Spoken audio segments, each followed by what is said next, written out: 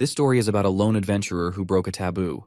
A diary of certain noblemen once said, "Devouring monster is a taboo in this world. For a human to eat monsters means to take in their evil essence." The first symptom that appears upon absorbing it is a feeling of elation that cannot be expressed by mere words, accompanied by strengthening of the body. The second symptom is severe headaches, nausea, and intoxication. The third symptom is sudden death, or possibly they could turn into monsters themselves after consuming the evil essence. Frontier City, Bologna, is a territory home to multiple labyrinths. Among those labyrinths, there is one called the Miasma Labyrinth. The air inside this labyrinth chips continuously away at the status of visiting adventurers. This specific labyrinth is hated by other adventurers, but our protagonist always visits it. Before he knew it, he was getting recognized as the Miasma Scavenger. Like always, he is on another raid, exploring the labyrinth. On the 6th floor of the dungeon, he finds the miasma grass in great quantity, and this discovery seems to be a normal thing for our adventurer. The miasma grass has the effect of purifying miasma and is an irreplaceable source of income for him, though he decides to take just what he needs. After gathering enough miasma grass, he decides to leave, but on his way out he comes across a herd of miasma rats. Many of the monsters in Miasma Labyrinth use miasma or poison, contributing to the reasons why adventurers don't like raiding Miasma Labyrinth. However, that won't work against our protagonist. It takes him no effort to obliterate miasma rats. But when he is about to be overwhelmed by the sheer amount of rats, he is saved by a bunch of adventurers who appear to be a bit arrogant. Although he was helped by the arrogant adventurers, he didn't like how they used a surprise attack, which could have turned into a tragedy if he hadn't dodged it at the right time. One of those adventurers sneaks inside the room where Rude found miasma grass.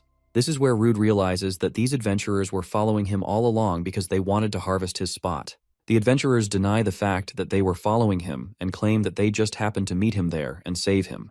The tension in the room increases when the adventurers with a high sense of pride prepare for combat. Rude reluctantly thanks the adventurers, canceling out any potential quarrels. Sometime later, in a local restaurant called Full Belly Restaurant, the adventurer is shown to be being bullied by even more ill-mannered people. He is mocked for his inability to defeat monsters. Rude possesses a unique skill called abnormal status nullification. It's useful for exploring the miasma labyrinth, but it doesn't give him the suitable skills to defeat monsters, something vital for adventurers. As someone who didn't have any combat skills, he wasn't welcome to any party and was named the Miasma Scavenger because he always scavenged for items in the lower levels of the miasma labyrinth. In other words, with his failure of skill, he is an outcast as an adventurer. Being a grown man, he has to fight a life-or-death battle against a mere rat. He wonders if he has to keep living his life as the Miasma Scavenger. The next day, he visits the Adventurers Guild, planning to find another colony. When he looks around, he finds the room in uproar. He goes up to the receptionist to ask for any good requests. The receptionist informs him that a new labyrinth has been discovered. A new labyrinth is filled with treasures and magic items. It's a golden opportunity for any adventurer. Following this news, the receptionist also addresses the sudden price drop in the miasma herb. Rude is taken aback by this surprising receptionist's remarks. In response, the receptionist explains that the miasma labyrinth was never popular to begin with, and for the time being, since people will be going to the new labyrinth, there will be no demand for miasma herbs. She further reveals that the new labyrinth is in the Yahello Mountains, but Rudy isn't allowed to go there because the exploration requirement of the new labyrinth is to be D rank or higher, and unfortunately, Rude is an E rank. He insists on exploring the new labyrinth, but the receptionist tells him that there's no exception to these rules, and even if he somehow makes it, he will end up dying in vain. Seeing Rude eager to go inside the new labyrinth, a man invites him to join his party as a porter. Rude is on the carriage going to the new labyrinth in the Yahello Mountains. The person that invited him to join in as a porter appears to be nice to Rude. He explains that he wanted someone to carry the materials from the new labyrinth, but couldn't get a hold of anyone. Rude understands that since all the adventurers in the guild are gathered in the new labyrinth, securing a porter is difficult. However, the party Rude was invited to isn't happy with Miasma Scavenger being their teammate, except for the probable party leader. The party leader tries to convince his party that Rude is not a newbie, he has been adventuring for a long while. He then introduces himself as Buyer, the leader of the Scarlet Sword, and a D-rank adventurer. Buyer's party comprises another 2 D-rank adventurers, Sasha and Rick, and together they are Scarlet Sword. Likewise, Rude also introduces himself but keeps it brief. Buyer asks Rude for his guild card, and Rude gives it to him. Rude is a level 7, rank E hunter, with considerably low stats, and he can use fire magic. Although he can use fire magic, the power is too low for use in battle, but it does sort of come in handy in dark places and the time when he is cooking. Buyer says that it's plenty helpful. Soon after, the party of adventurers arrives at the recently discovered Yahello Labyrinth. Seeing the empty entrance, the adventurers assume that they are the first ones to arrive. However, that's not entirely true, as the labyrinth is already crowded. Most adventurers have already gotten their hands on the treasure and special magic items. Our adventurers appear to be frustrated after seeing the adventurers everywhere, especially Sasha, who couldn't bear it. Rick suggests they should dive deeper. There would be fewer people further down the labyrinth. Rude shares his opinion on the matter and says that it's better if they start with mapping the first layer. However, Sasha and Rick don't like seeing Rude, an average E-ranker, giving out his opinions. They even badmouth him. But Bayer calms the situation down. Bayer says that here he agrees with Sasha and Rick because if things go on like this, they won't get any good results. Since the party leader decides for everyone, Bayer decides to go even deeper. Soon enough, our adventurers arrive on the fourth layer of Yahello labyrinth, and proportionate to the layer of the labyrinth, the difficulty also increases. This is where they are attacked by aggressive beast-type monsters, though. It's only Rude that struggles to even land a hit. In a critical moment, he is saved by Rick. Astonished by the strength of Rick, Rude further looks around and sees Bayer and Sasha overpowering the monsters too. In no time, the adventurers take care of everything. The fourth layer of Yahello's labyrinth doesn't have any other parties around, and the adventurers are glad about that. Despite the labyrinth levels, the monsters aren't that strong. Luckily, they also found some treasure. Rick, being bossy, orders Rude, the lowest-ranked adventurer in the room, to collect the materials from the monsters. Rude refuses to collect the materials because the monsters he is supposed to collect materials from are very damaged. Moreover, Rude concludes that the magic stones most probably are also shattered as well. Rick isn't too pleased with Rude's response. He asks him to not slack off and do his duties. Rude is very used to dealing with people with that kind of demeanor. Even though he is humiliated, he stays composed and agrees to perform his duties as a porter. Although he swallowed the humiliation, he isn't very satisfied with the visuals of the monsters' corpses. Everything is all mangled, the guts and blood smell awful, and the level of damage dealt to these corpses is not normal. To find an easy solution, Rude attempts to burn the monster's corpse. Rick sees this and presumes that Rude must be cooking it. Since they have been exploring the fourth layer of the Yahello labyrinth, Rick remarks that he is hungry, and even the monster meat is starting to look delicious to him. Sasha tells him to not say that, even if he is joking, because it's taboo among adventurers to eat monsters. There is no knowing what would happen if someone tried to consume the monster. The mana is absorbed into the bodies. Rick replies that he was just joking. He intends to eat tons of delicious food with the money he has earned. Out of the blue, the ground starts shaking, and fear strikes everyone standing there. When the shaking slows down, a B-rank monster, a minotaur, makes a dramatic entrance. After beating numberless monsters, the adventurers wonder why a B-rank monster is on the fourth layer of the Yahello labyrinth. Scarlet Sword is convinced that they can't beat a B-rank monster by themselves. In a moment of panic, Bayer asks Rude for his backpack and tells him to keep an eye on the movement of the Minotaur. Minotaur isn't a regular monster that can be easily defeated. Even though he is anxious, Rude waits for Bayer's call. Standing beside Rude, Bayer takes out his sword and abruptly lands a grave wound on him. He does it while having a big grin on his. As he commits this atrocity, he says that it's his great plan. Following the fall of Rude, Bayer calls his party mates for a quick escape. To make matters worse, Rick uses his unique skill, the Warrior's Engagement, which makes the target the focus of the monster's attack. To make it even worse, Sasha uses her skill Haste, which doubles the target's speed. Rude realizes that he has been done dirty. Scarlet Sword adventurers were planning to abandon him from the start, and even Bayer himself tells him that there is nothing special about Miasma Scavenger, so why else would they bring him otherwise? The three adventurers waste no time to make a run for it. Rude has been betrayed once again. He doesn't even have the energy to fight for his survival. In the meantime, the rest of his life flashed before his eyes. Miraculously, he manages to dodge its attack but soon realizes that the miracle won't reoccur. This is the end for him. The monster quickly closes the distance and smashes Rude through the platform. Practically unconscious, Rude wonders if he is alive. He gives a sidelong glance to the ground beneath him and realizes that the Minotaur got caught underneath him. But it's only a matter of time for him too. Even if no other monsters come, he will probably die from blood loss or starvation before his body heals. Since he is starving, he begins to hallucinate and is even tempted to eat the monster. A flashback shows Rude being advised by a man to not give up, no matter how hard or painful the life gets. Recalling those words fueled his desire to live. He mindlessly starts biting the monster's flesh. If a human who has depleted their magic were to eat mana-rich monster meat, the monster's mana particles would invade their body. Monsterized state. It's a terrifying fate, worse than even dying due to ingesting poison. That's why it's a taboo.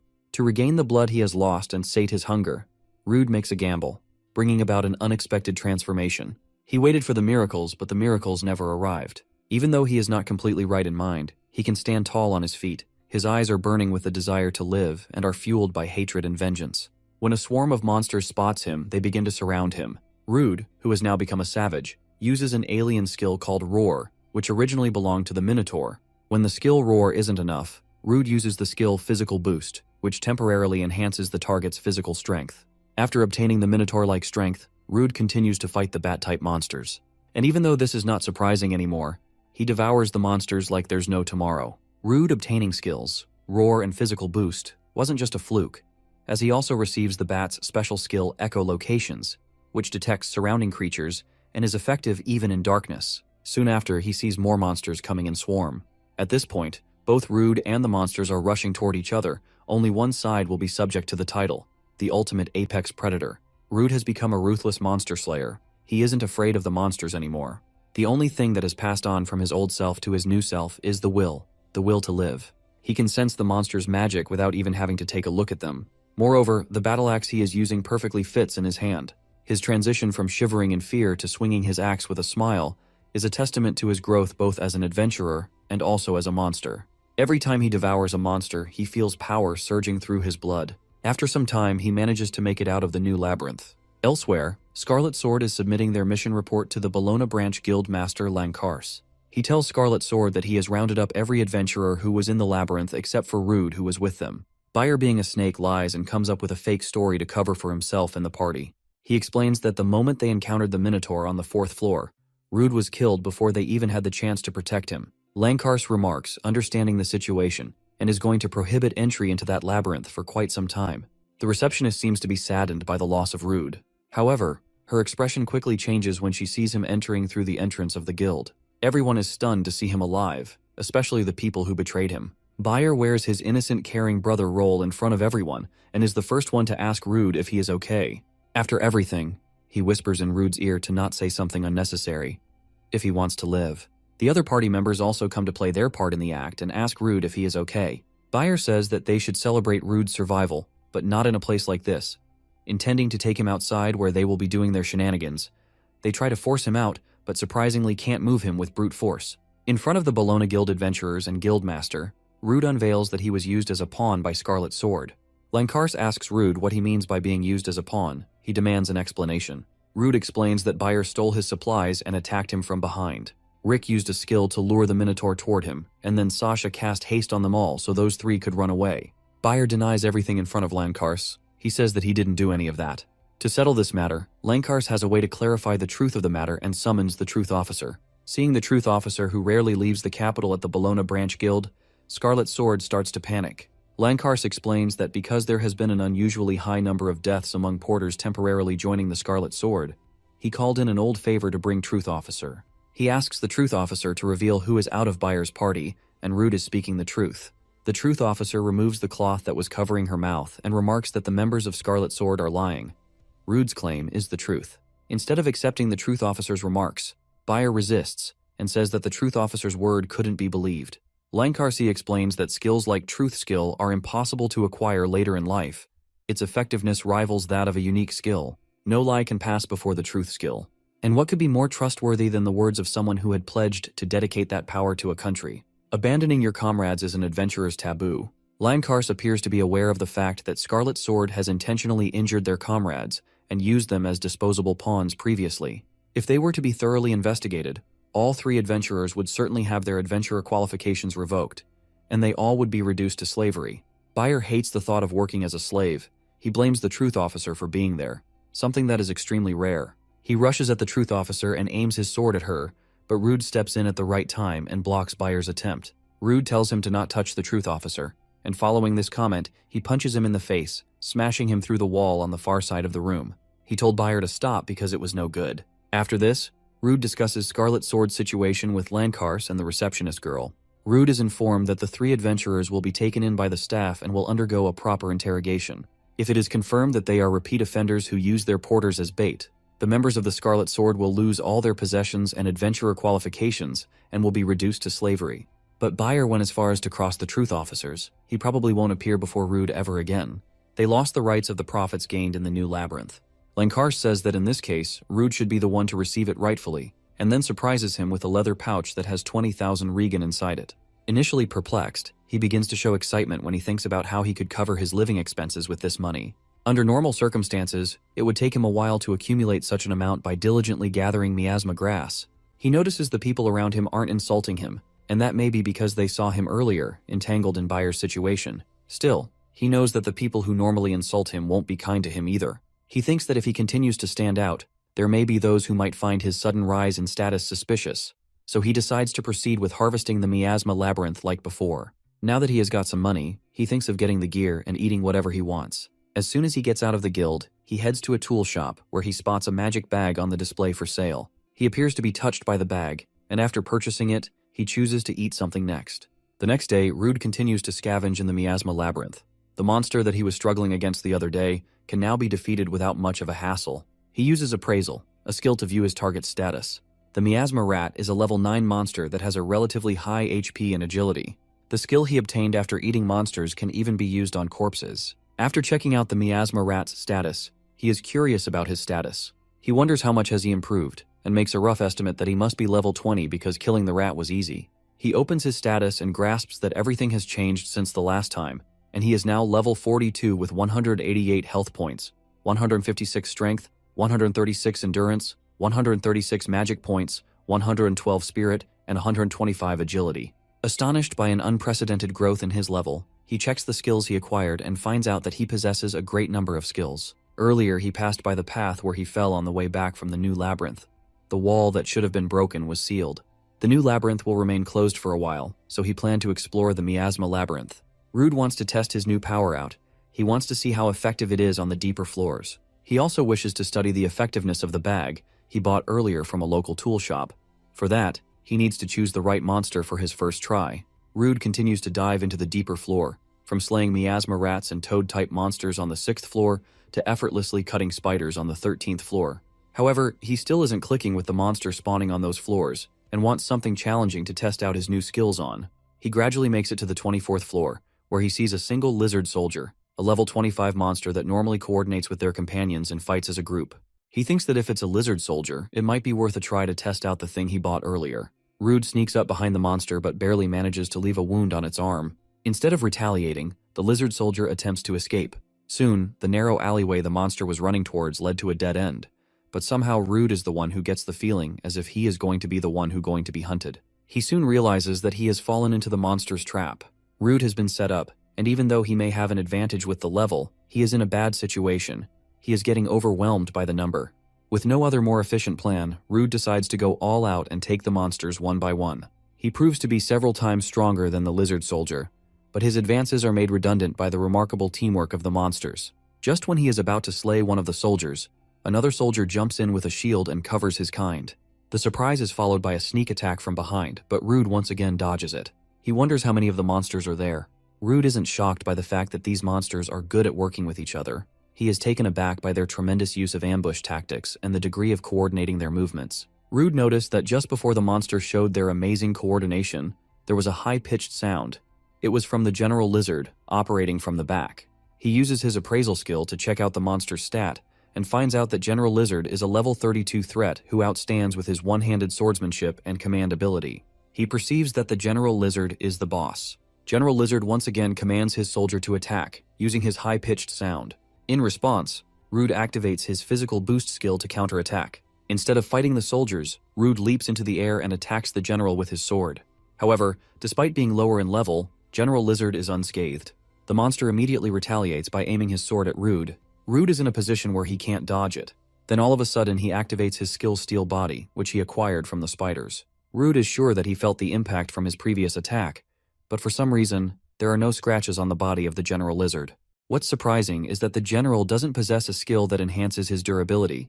He guesses that it may be borrowed from someone else, though there aren't any particular skills that stand out. Rude pays close attention to the soldier standing behind the general, and sees the open wound on its upper body. The place of that wound reveals that Soldier Lizard was taking the damage instead. The feat to do this requires the substitute skill, and that lizard happens to have it. Rude sets its eyes on the substitute lizard and kills him in an instant before it can even react. Seeing his ghouls die, General jumps at Rude, though he seems to be already prepared for such scenarios. Rude activates Thread Manipulation, a spider native skill, and uses the silk thread to climb up. When the lizards gather around, hoping to catch Rude, he manipulates and casts the thread like a net to catch everyone. Since the monsters are now unable to move, he calls it his victory. Rude wastes no time in beheading the general. Now it's time for Rude to eat the lizards. He also thinks of using the bag he purchased with the money he got from the guild.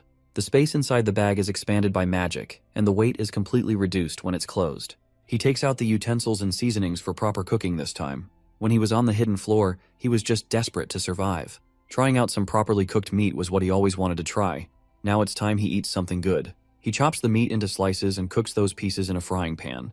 Before trying out the meat, he imagines how delicious it may be now that it's cooked, and soon takes the first bite to realize how heavenly and delicious the properly tended meat is. He believes that he might get addicted to the monster meat because he never thought it would be good to that extent. While eating, Rude notices that he has got new skills. He once again regresses to the question, how can the monster meat be so good? He assumes that it could be related to the magical powers that monsters possess. The skills from the Minotaur Armor Spider and Evil Eye have been quite helpful.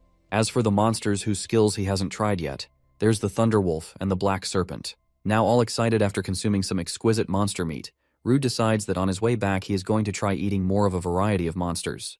When speaking of skills, he remembers that the lizard with the substitute skill was also there. After this, he dives into the 21st floor and continues his hunt. When fighting the monsters, he demonstrates a variety of different skills, including the Lightning Cloak, the one he acquired from the wolves.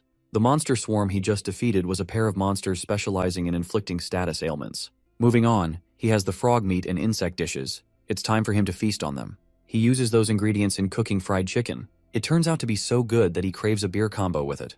Just by taking a bite, Rude also acquires a set of some new skills: Venom, Temperature Variation, Poison Scale Powder, Paralysis Scale Powder, and Aerial Slash. While feasting on the tender frog meat, he hears a crashing sound followed by a human voice. He wonders if any other adventurers have made it this far in the labyrinth besides him. He quickly packs everything in his magic bag and rushes to investigate the cause. It's rare to find other parties in combat. He fancies exchanging the information with them, that is, if he finds them. Elsewhere, on the same floor of the Miasma Labyrinth, a party of adventurers has severely wounded a woman. It appears that the adventurers had a hard time battling the woman. One of the adventurers implies that the woman used magic to defend herself, and her use was in excess. The adventurer leading the party removes the hood of the woman's robe, and the woman is revealed to be an elf. While thinking about how much an elf woman would sell for, the adventurers hear Rude's voice from behind. As he is making a cold entry, he remarks that he was hoping for some friends, but it doesn't seem like these people would be that easily gullible. He comes out of the dark and says that he doesn't know their story, but he can't just stand idly by and watch a woman being attacked.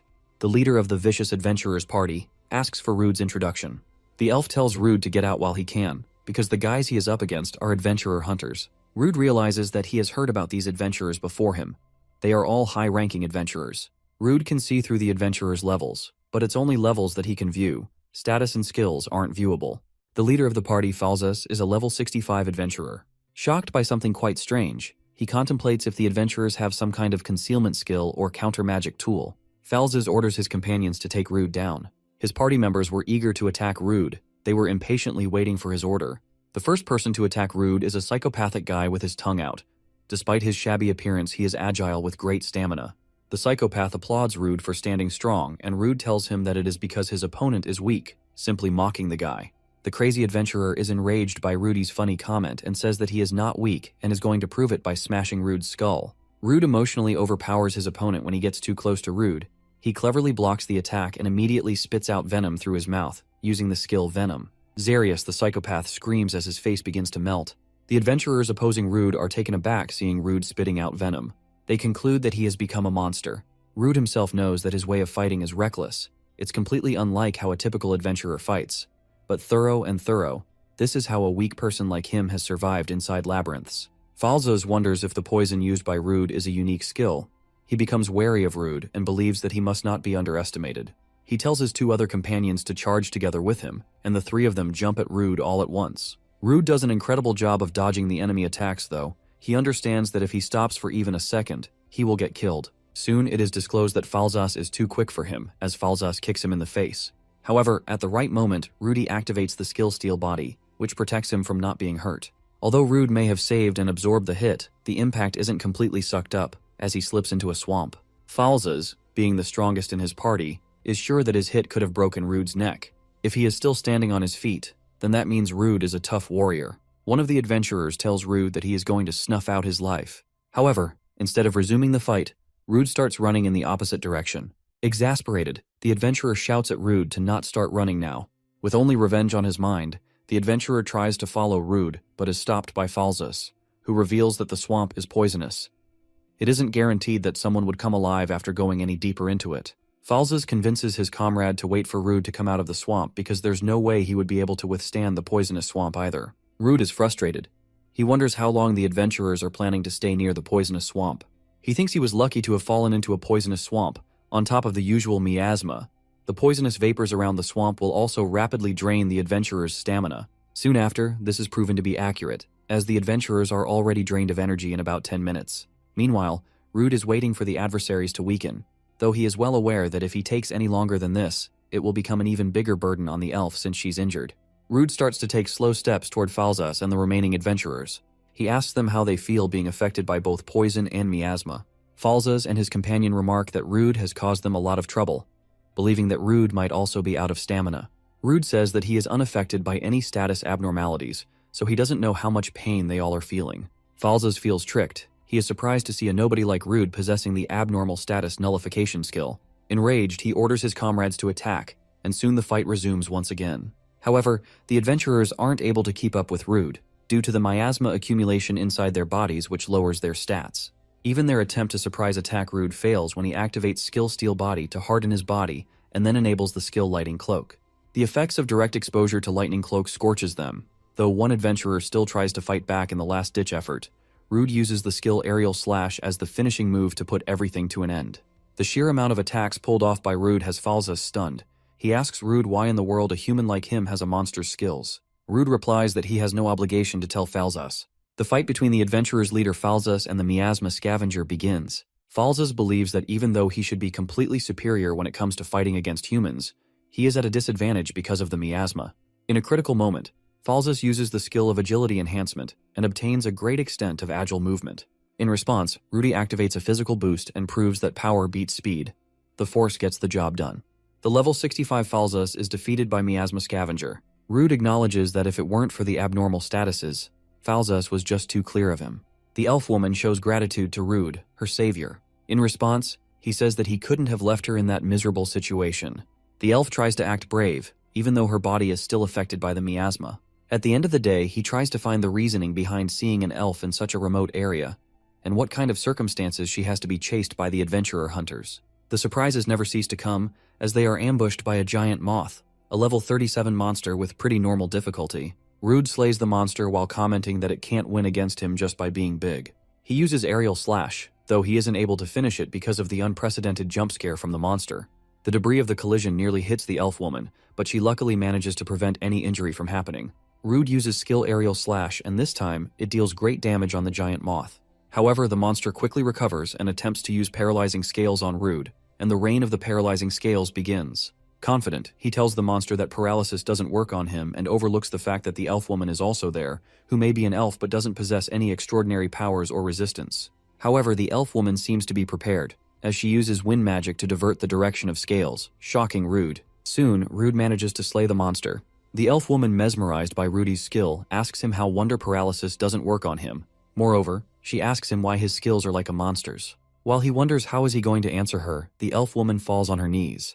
Concerned about her health, he asks her if she was hit by a paralyzing scale. She replies that it wasn't a paralyzing scale. This is something completely different. She will tell him her story when they get out of there. Resting under a heavenly tree, indulging in the beauty of nature, the elf woman feels much better. She introduces herself as Alicia, a former adventurer. Shocked, Rude asks her if she by any chance is the Alicia of the Emerald Storm. Azure Tales is a renowned S-rank party from the kingdom of Ludius, and the girl sitting beside him happens to be a former member.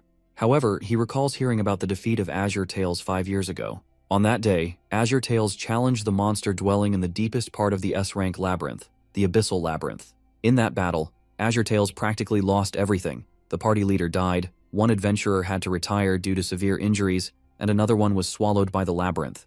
Alicia reveals that even she didn't come out unscathed.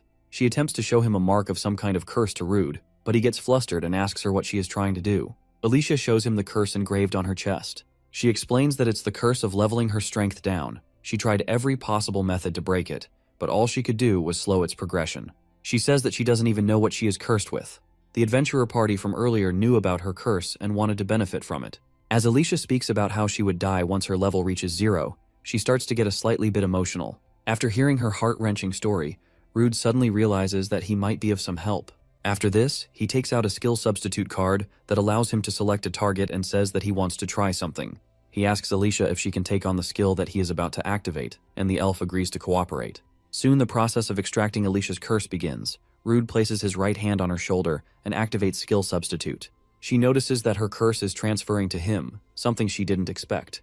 Alicia tries to stop him, but he reassures her that everything is okay, and asks for her trust. Soon, another one of his skills, abnormal status nullification, is automatically activated. The manifestation of Alicia's curse begins to disappear. The process ends without any kind of issues, and the curse on her is successfully removed. Rude himself is quite satisfied with how well his skills worked out. Since Alicia has never seen a human using monster skills, she asks what was just now. Rude asks Alicia to check her guild card, and when she takes a look at her status, it turns out to be normal. He explains that his unique skill is abnormal status nullification. He tried it on her because he believed it might be able to nullify her curse. She calls him an idiot for taking such immense risks, but dearly appreciates him for helping her, someone he just met. Rude and Alicia are having dinner at the Full Belly restaurant. Alicia is enjoying the food and the quality of the alcohol. She gives kudos to Rude for discovering such a good place. However, he doesn't know how to respond to her because they got kicked out last time. Seeing her drinking too much alcohol, he asks her if she's okay with drinking that much because she was badly injured just a moment ago. She says that she has recovered. And besides, on an auspicious day, such as this one, how could one not drink? Not long after, Rude asks Alicia what she plans to do from now on. She reveals that she doesn't have a solid destination that she could go to, and wishes to know more about Rude. And why did he decide to become an adventurer? Long ago, the village he lived in was attacked by monsters. He lost his family, friends, and people he was acquainted with. But thanks to an S-rank adventurer who rushed over to the scene, he was able to survive. That's something he will never forget. He wanted to become an S-rank adventurer like his savior, hoping that he could save a lot of people. Alicia says that it's a nice goal to have because that's something she also dreamed of reaching. She intends to gain more than she had before she was cursed. Moreover, she is certain that her companions are still trapped in the deepest part of the abyssal labyrinth. Whatever the outcome may be, she wants to challenge that horrific monster once again. Alicia offers a deal of joining forces until they both gain enough strength to achieve their goals. She suggests they form a party together and reaches out to Rude to make this official. When Rude is about to decline her proposal, a group of thugs catch Alicia from her wrist and make fun of Rude for drinking with a beautiful girl. They are the same people who called him trash and bullied him in this same restaurant before he was deceived by Scarlet Sword. They approach Alicia offering her a drink, but Rudy tells them to let her go. This angers them, and one of the bullies grabs Rude from the collar. Before the conflict intensifies, she stops them both. She suggests, since they are in a pub, they should settle it by seeing who can drink the most. Even though she suggested that Rude and the bullies should settle it with a drinking contest, she takes part in it instead of Rude.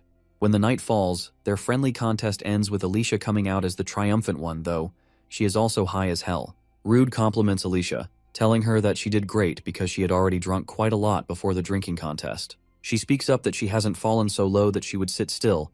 She remarks that as her speech slurs. Not long after that, she passes out.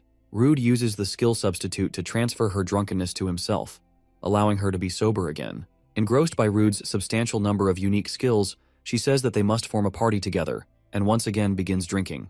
After liquoring up, Alicia stares at the special dish of the Full Belly restaurant, a salt-grilled barnama, though she seems to be already aware that she can't try it. The manager explains that a monster has taken up residence in the Barnama's fishing grounds. He has notified the guild, but it appears that none of the top adventurers are currently available. The manager asks them if they would like to take on the request. Soon after, our adventurers travel to the Barnama's fishing grounds, a place that is in complete harmony with nature. Both Rude and Alicia are excited to be in such a visually striking place.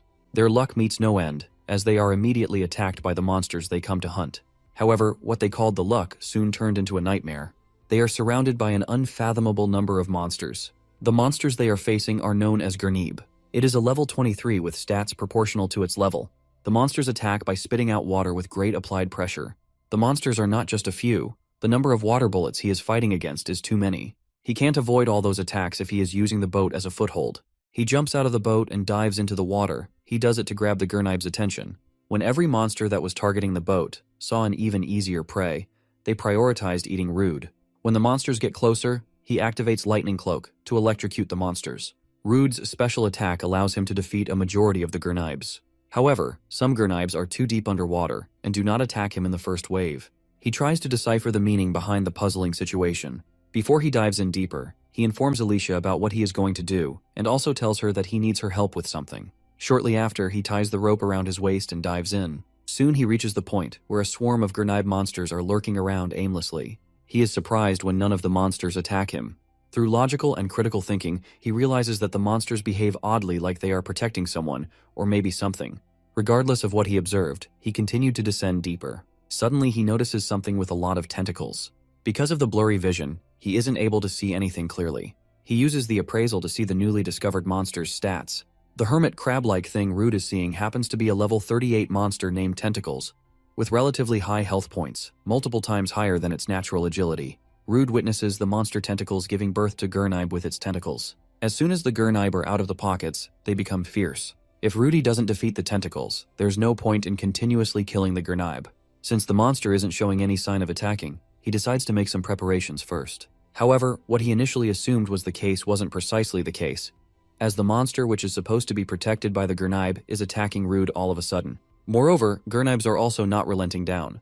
The reason gurnibes weren't attacking him earlier was because they were trying to take his attention off of the feeler. Rude uses Lightning Cloak to avoid being eaten by the gurnibes. Since the monster has wrapped its arms around Rude and he seems to be embracing that moment, he tries using Lightning Cloak again to locate the monster's vulnerabilities. However, the giant monster cuts off its feelers before it gets electrocuted.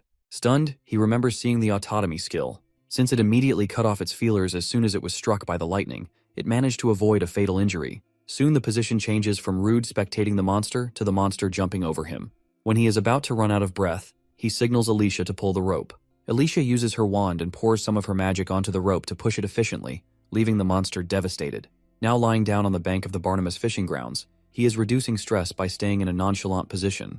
When Alicia asks him if he is okay, Rude says that he is doing okay, all thanks to her efforts. After recuperating, Rude informs her about a boss deep underwater continuously producing gurnibes. Moreover, the boss uses the accelerated healing skill, so he can't waste any more time. Alicia says that the monsters have a huge advantage over them in the water, so her magic won't work down there either. She asks him if he has a second plan. He speaks about a way, but quickly stops and reflects on the time he spent in the miasma labyrinth, eating monsters for the first time. Since Alicia told him about her curse and even formed a party with him, he thinks that he is also obligated to share his secrets with her, and that must be done before she replies. He asks Alicia to not tell anyone about what he is about to show her. Before long, he dives into the water with a new skill, high-speed swimming, enabling him to kill several gurnibes in a single swing seamlessly. After outmaneuvering gurnibes, he sets his eyes on the giant monster. The monster tries attacking him with its feelers, but Rude is too fast to be even bothered. He finds the weak point of the monster and wastes no time in penetrating his sword into its face. To top it off, he uses Lightning Cloak.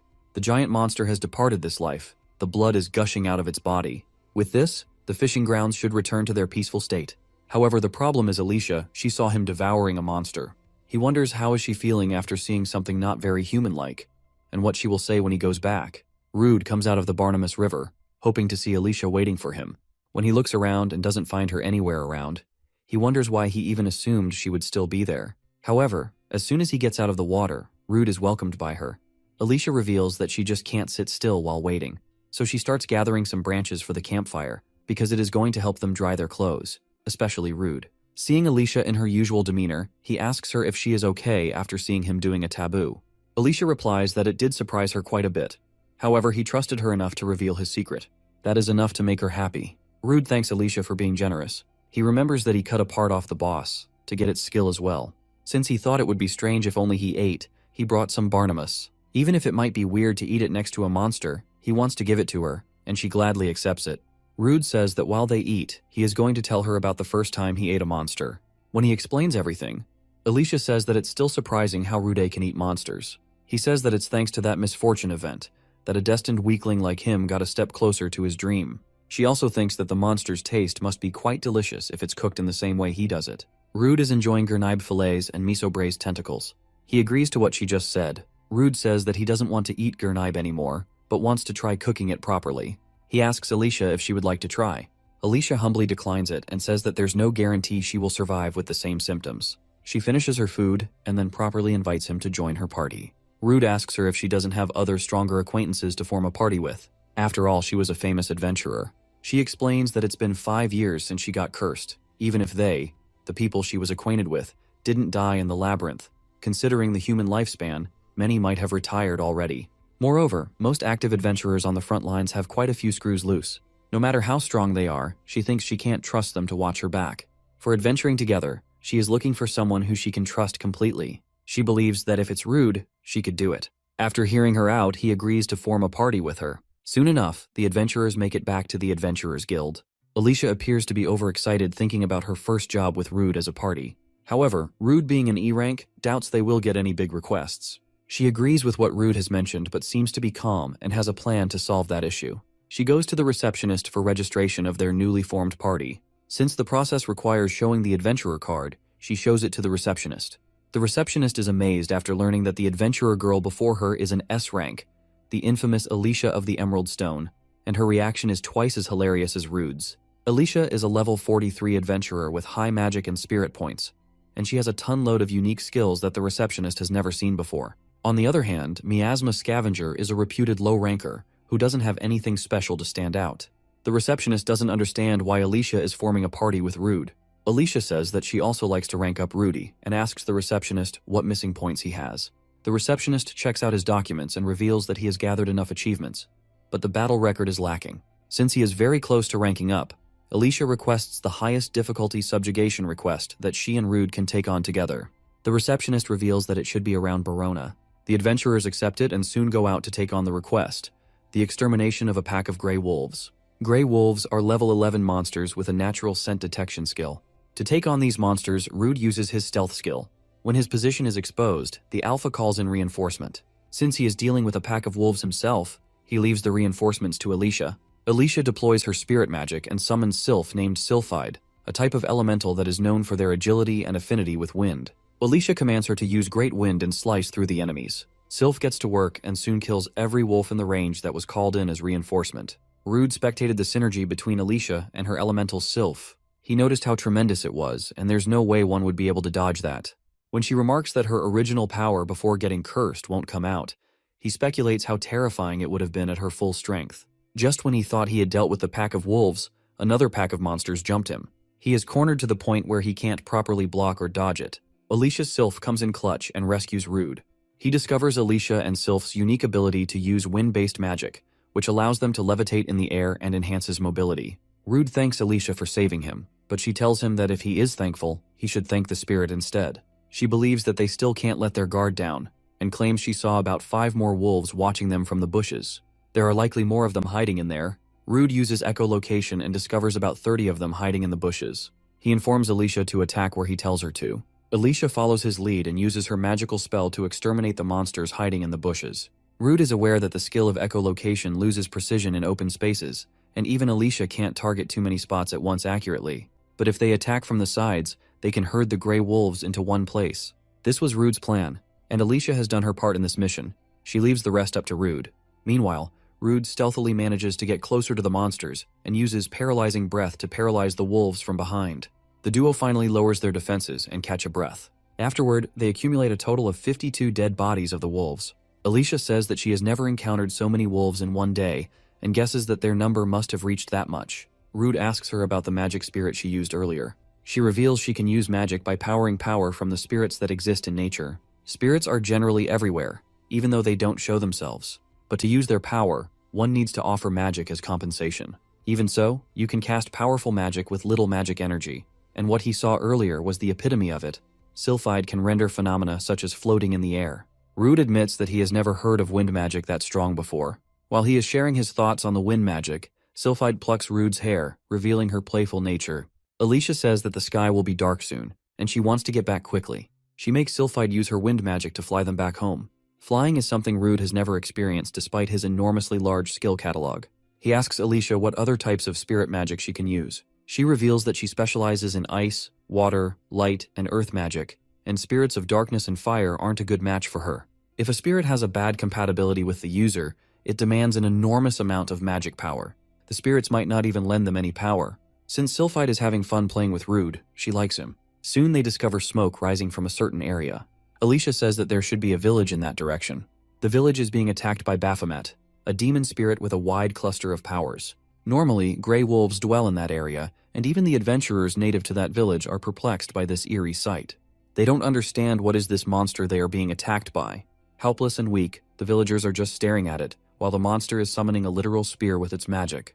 Before the spear makes contact with the two villagers standing in the guarding position, a surprising water bullet cancels out Baphomet's attack.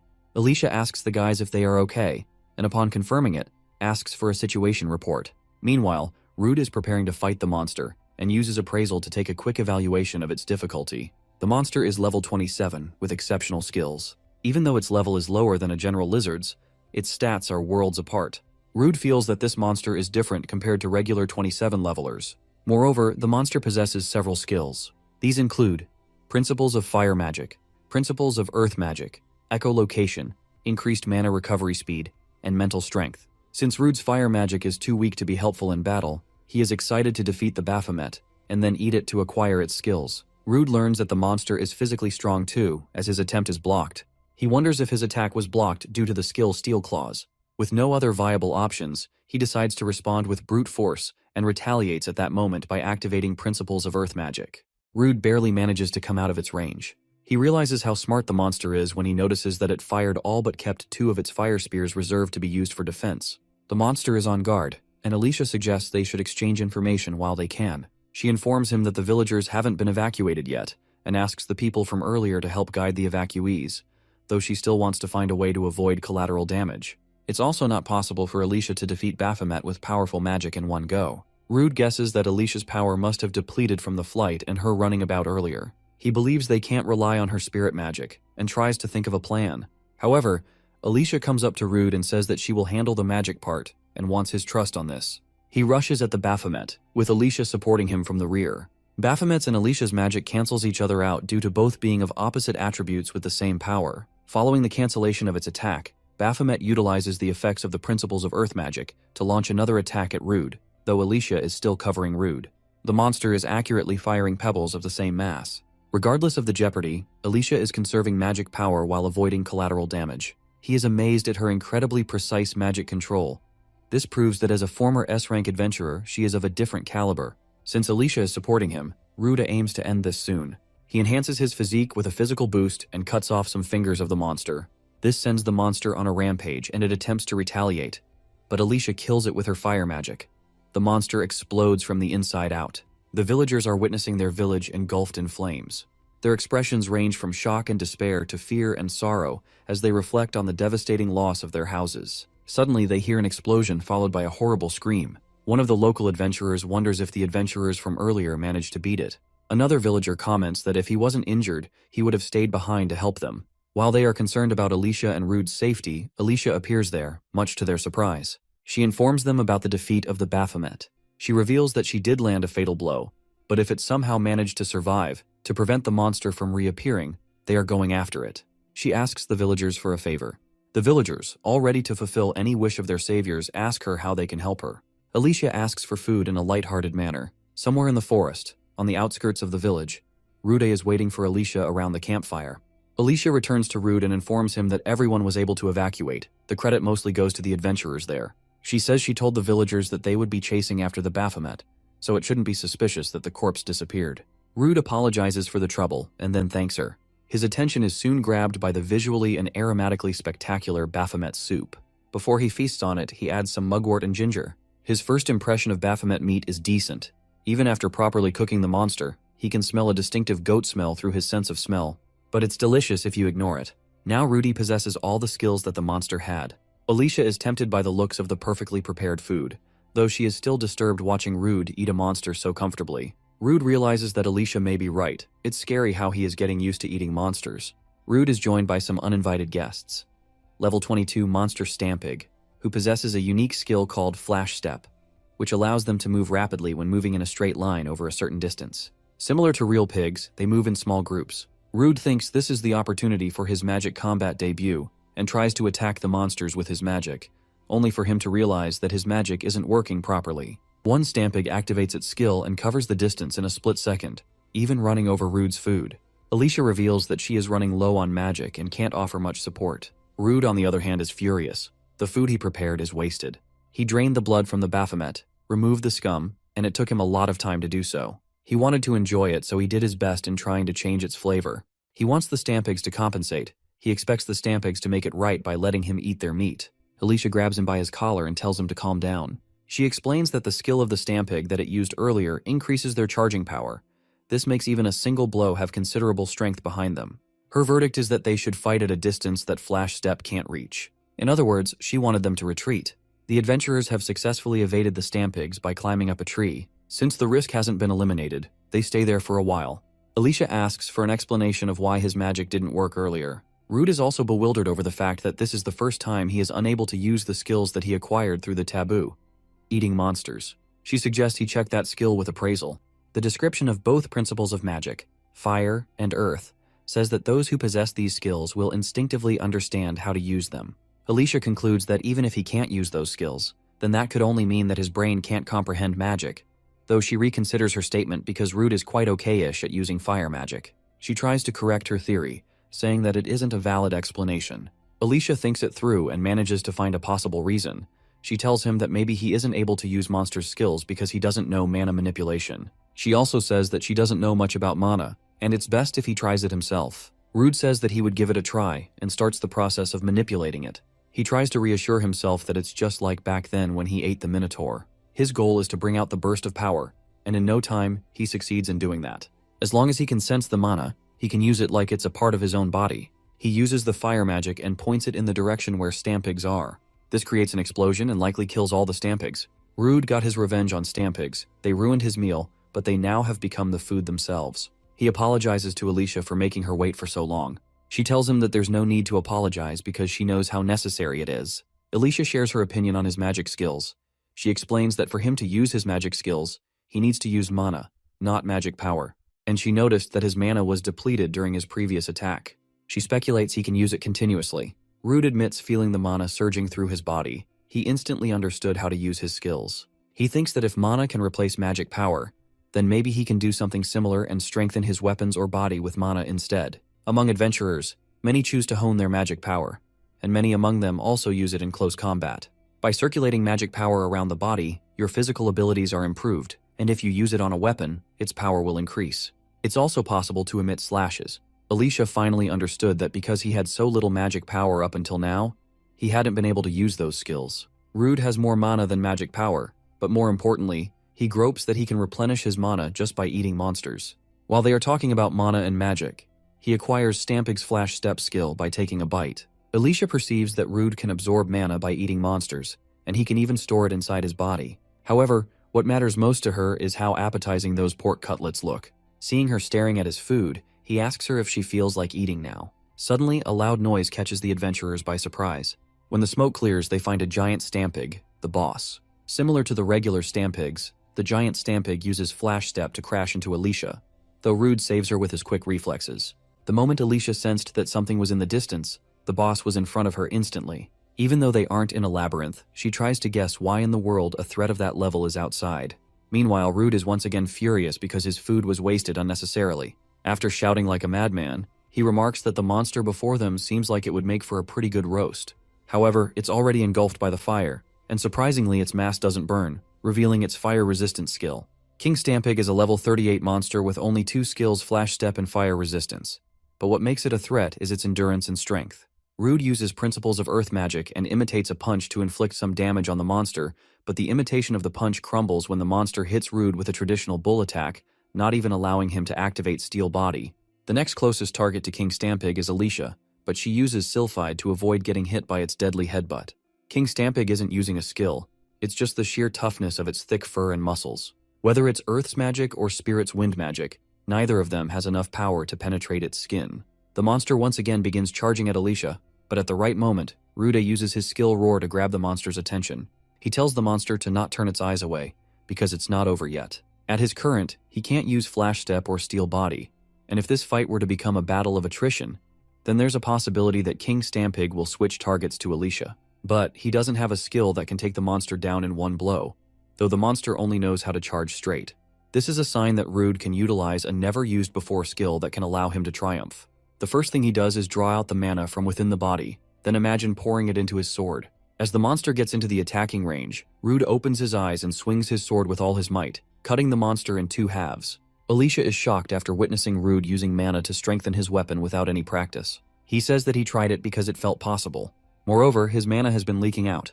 At the very moment, his sharp blade breaks into pieces. Alicia thinks Rudy's sword couldn't withstand the amount of mana poured into it. She explains a weapon is practically an extension of an adventurer's body. Both adventurers decide to end their adventure for the day, and Rude takes all the meat. On the 7th layer of the miasma labyrinth, the 3 adventurers who stole Rude's usual harvesting spot are fighting the great miasma rat. When the fight against the monster ends in their favor, their arrogance reaches another level. While laughing over the great miasma rat's dead body, one of those adventurers hears a low-toned sound. He decides to check the path where he hears the scream, and the rest of the guys follow him. They find a staircase leading to an underground room. Another adventurer comments that he is not feeling good about this, but regardless of his views, they continue to push forward, thinking it's a hidden path. They find a treasure chest in the room connected with a staircase. Even the chest is placed as if it's a trap. The adventurers think of opening it and looting the treasure inside it. They find a strong sword inside the chest. One of those adventurers highlights sensing strong magic coming from the sword. Rigard, the cautious adventurer who was hesitant to go there, says that this magic power they are sensing may be some sort of curse. The short, heightened adventurer, the most arrogant of them all, tells Rigard to stop being a killjoy. He explains why this treasure chest is important to them. They have been struggling because there weren't any ways to make easy money. Moreover, they haven't seen Miasma Scavenger around lately. He convinces them that this is a blessing from heaven for all the hard work they have done, because they have been doing dives late at night in hopes of finding something to make a living. Since Miasma Scavenger was mentioned earlier, Rigard tells his companions that Rude has been hanging out with an extremely beautiful elf woman. The other two laugh at Rude, thinking that he must have forgotten his social standing. When they are about to leave, Rigard appears to be starting at the treasure chest. At the frontier city Bologna, Rudy and Alicia are looking to purchase a weapon for Rude. They visit a smithy called Miner's Hammer, which is run by Dome, a weapon forging specialist. Dome is stunned looking at the sword that he forged himself to be in that condition. He believes that brute strength alone shouldn't have broken it into such a state. He asks Rude what he imbued into the sword. Alicia whispers into his ear, questioning if it's okay to reveal the information. Rude replies that he is going to explain everything, because he has known Dome for a long time, and Dome is the type that does not spill others' secrets. With that, he spills everything from eating monsters, to gaining powers, to imbuing mana into the sword. Alicia asks Dome why isn't he surprised. He says that as long as food tastes good to Rude, it doesn't matter what he eats. Dome agrees to make him a sword that can withstand blows imbued with mana, but it is going to take a while since he has to research how to craft something complex. Rude asks if Dome needs anything to continue. Dome demands some high-quality magic stones. Rude takes out magic stones that he acquired after slaying the Minotaur, General Lizard, and Baphomet. He is sure now that Rude has grown quite stronger. Rude blushes hearing Dome praising him. Dome gives him a temporary replacement and warns him to not imbue magic into it. If it breaks, he is going to make Rude compensate for it dearly next time. After this, Rude and Alicia eat at Full Belly Restaurant. Alicia says that they should refrain from using magic attacks for a while. She feels glad to have met Rude's friend for the first time, even though it was intense. When he jokes about how he feels sorry for being a longer, the three adventurers show up asking to join them. Alicia asks them if they have a problem, and if that's the case, she challenges them to a drinking contest. Rondo, the adventurer who was equipped with the blade they found in the miasma labyrinth, abruptly falls on a table. Perplexed, the arrogant adventurer asks Rondo if he is drunk or what. He notices the sword emitting a dark red aura. The arrogant adventurer thinks that Rondo must have sold it, and is surprised to see it in his hands. Rondo awakens and attacks the arrogant adventurer, exacerbating a deep injury. Possessed by the sword's curse, the Rondo switches target to Alicia. Rude jumps in and dodges its attack on his borrowed sword. Rude wonders what is up with Rondo. The diners are furious seeing Rondo causing a commotion when they are eating, and most of them try to halt the fight by grabbing Rondo by his arms.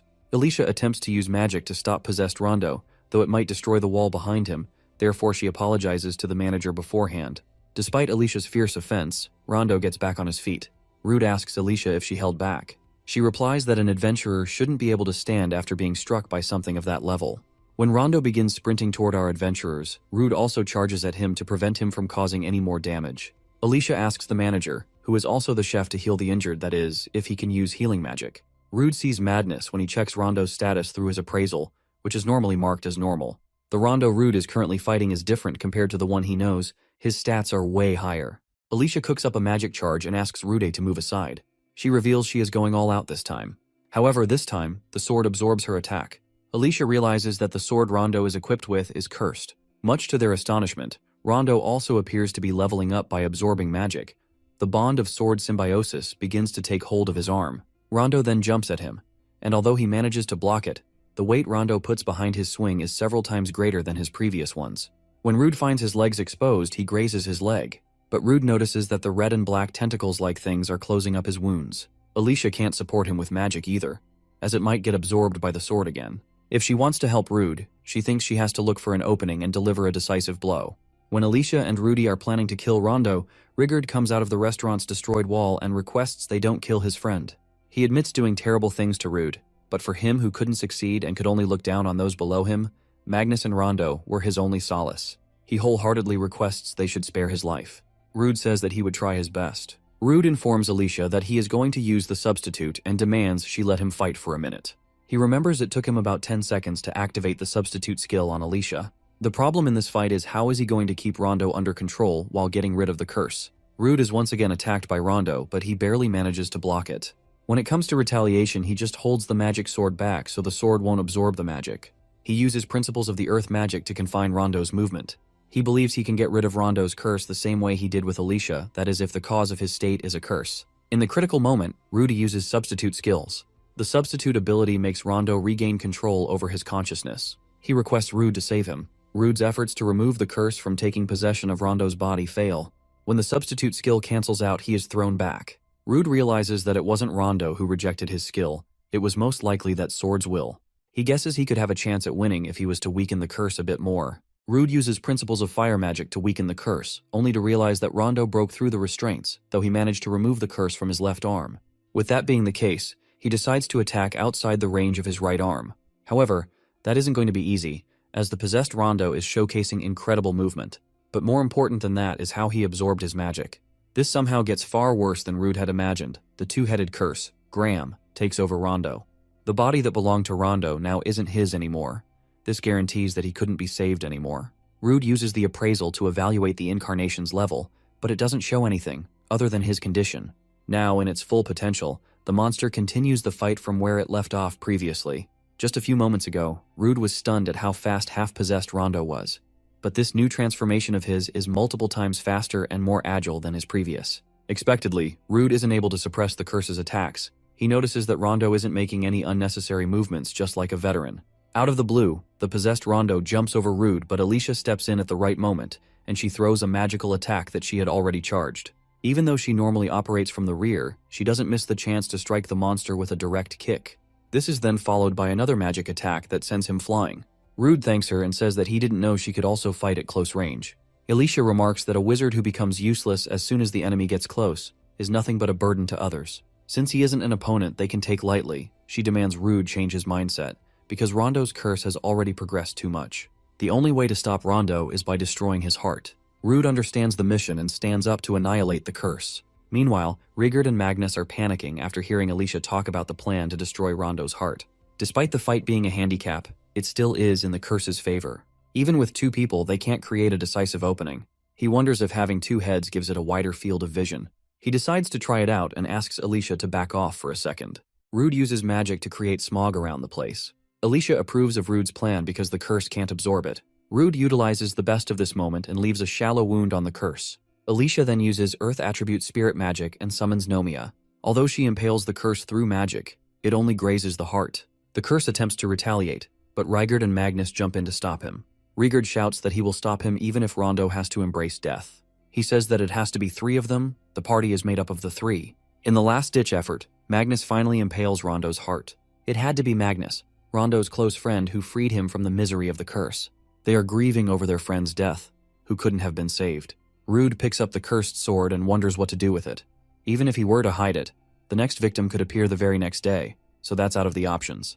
The sword has an eye placed a little over the handle. When the sword shows murderous intent, it screams kill. Rude tells it to shut it because such noises don't work on him. Suddenly, the Bologna Branch Guildmaster Lankars arrives at the scene to check the gravity of the situation. He finds Rondo's dead body on the ground and glances at the sword that is currently in Rude's hands. He demands being enlightened about everything that happened there and suggests they should go to the guild. After learning everything about the curse and why Rondo's death was their only option to end the curse, Lankars comments that he is sure that other adventurers would be convinced by Magnus's testimony. After this, he asks Rude if he feels anything equipping the cursed sword. Rude says that curses don't work on him due to his abnormal status nullification. So long as he holds on to this sword, there won't be another victim. Lankars approves of him having the sword, but in exchange, if he is ever possessed by the cursed sword, they will do whatever it takes to stop him. Rude also agrees to his terms. He tells Rude and Alicia how grateful he is that these two were able to contain this incident, and he also extends his condolences to Magnus and Rigurd. After this, Lankars says that he doesn't think anyone will have time to relax because the number of monsters outside the labyrinth has been increasing at an abnormal rate, and the adventurers standing behind him were also called up for this reason. These monsters have come from the recently found Abellio labyrinth, and according to the reports from the survey team, there is a certain monster inside that labyrinth that is behind this unprecedented event. This monster, Miasma Dragon Basilista, is estimated to be level 70 or above. Its fighting prowess alone isn't something to be trifled with, but the biggest problem is that it spreads high concentrations of miasma. It is speculated that the Miasma Basilista releases stimulate other monsters, causing even more of them to be released from the dungeon, and as a result, the survey team has suffered some losses. The people who were involved in this mission are undergoing treatment. Lankars fears that if things continue like this, it won't just end with the monsters. Its miasma will end up sleeping outside the labyrinth, and it will cause catastrophic damage to the area. This was the reason he was looking for Rude. Rude says that he understands. But first, he demands to meet with the remaining survey team members. Lankars takes him and Alicia to the medical ward, where Rude uses substitute skills and treats one of the survey team members, taking Lankars aback with his unique skill. When Lankars says that he never knew Rude could nullify the abnormal condition, Rude reveals that it only works if the person he is treating doesn't reject him. After witnessing the condition of survey team members, he tells Lankars that only he and Alicia would be participating in this Miasma Dragon subjugation. He explains that the fewer people he has to protect in the labyrinth, the easier it will be to move around. Moreover, fighting strong opponents is something he aspires to do. Lankarsi says that he understands and will entrust the subjugation of the Miasma Dragon Basilista in his hands. Since it's already night, they decide to get a good night's sleep and prepare themselves. On their way, Alicia asks if they are going to be alright with just the two of them. He replies that he can use his skills without reservations if there aren't any people around. After this, he apologizes for dragging her into this. Alicia ridicules him for saying something gibberish and replies that if he had said something like he was going alone, she would have given him a beating. They are a party, and the two of them are enough to save everyone. Rude and Alicia have made it to the Abellio Labyrinth's lowest floor. The first monster species they are up against are level 20 Bobgoblin, which possesses physical boost and club mastery. Expectedly, they are among the monsters that are affected by the miasma. Despite their levels and stats, they aren't more than just ordinary goblins for Rude, who cuts one of the monsters in two halves with a single blow. Rude wasn't told that the floor they are on right now would also be affected by the miasma. Alicia says that the monster existing on this floor just shows how quickly the miasma is spreading. Even her purification items aren't effectively purifying the miasma. Rude thinks that many of the monsters on the next floor aren't alive anymore. Just to confirm if Alicia wants to proceed or not, he asks her if she is willing to continue. She responds positively and is sure that his attributes might not work against the monster. Moreover, she is confident that she can land a few good hits, even if close-range combat is inevitable. Another reason why she is resolute on not leaving is because previously she was forced to leave her friends, which led her to a traumatic experience. Rude apologizes to Alicia for making her remember something unpleasant. He then uses the substitute skill to extract the miasma building up on Alicia. Rude reveals that he can remove the effects of the miasma whenever they make contact, but as soon as he lets her go, it will start to slowly build up again. Alicia suggests in that case, they should just hold hands and keep going like that. She reveals that she can't see her feet that well because of all the miasma, so on top of the substitute, he will be escorting her too. Their primary target is just 5 floors away, so they continue with their mission and proceed to the next floors. Soon after, the adventurers make it to the middle floors of the Abellio Labyrinth. The deeper they go, the thicker the miasma gets. Rude uses echolocation and finds 2 monsters ahead. Alicia guesses that if they can survive in this dense miasma, then those monsters must be pretty formidable. Rude adds that these monsters seem like the type that he has never seen before. Rude shows the desire to fight these monsters, even though there is a detour. Alicia asks him why he wants to fight the monsters. Is it because he wants to eat them? He feels somewhat offended by her comment and says that it's a bit out of curiosity. He wants to test out the cursed sword, Graham, before they square off against the Miasma Dragon. The 2 monsters, Rolling Beetle, are level 33 and have a good number of skills. These include Steel Body, which Rude already acquired from killing a different species of spiders, Revolution, Poison Resistance, Miasma Resistance. No wonder these monsters weren't affected by the miasma. And lastly, the Paralysis Resistance. When Rude gets the chance to start the fight, he activates Principles of Earth Magic and destroys the platform the Rolling Beetles were crawling on, only to realize that this didn't work. The beetle curls up its body and starts rolling forward, targeting our adventurers. He asks Alicia to do something about it. She uses Nomia and commands her to stop the rolling beetle. Alicia succeeds in stopping it but says that she can't halt it for very long and needs Rude to assist her. Rude gets back to being the tank of his party and draws out the cursed sword. He daunts the sword to not break on him and attempts to kill the monster in the blink of an eye. The cursed sword turns out to be so sharp that the stone cover that Nomia set up is also sliced into 2 halves. However, the monster isn't dead yet. Its scales were too shallow that not even a cursed blade was able to cut it. Rude believes that the cursed sword doesn't have enough power, so he asks Alicia to charge it with her magic. When the blade is charged with the magic of an S-rank adventurer, it unleashes its true power, annihilating the monster in mere seconds. Witnessing the death of one of its kind, the other beetle begins trembling in fear. Rude brings that monster's story to an end too with just a single hit. Rude praises Alicia for having pristine magic control. As they celebrate their victory, Rude once again grabs her hand and enables substitute skill to remove building up miasma. After this, he asks Alicia if he can have some more time. Absorbing the magic power didn't really restore the mana in his body, so he wanted to eat the monsters. He cooks up the rolling beetle and starts feasting out. Alicia asks him how he felt using the cursed sword. He explains that once he absorbs enough magic power, his physical abilities greatly improve.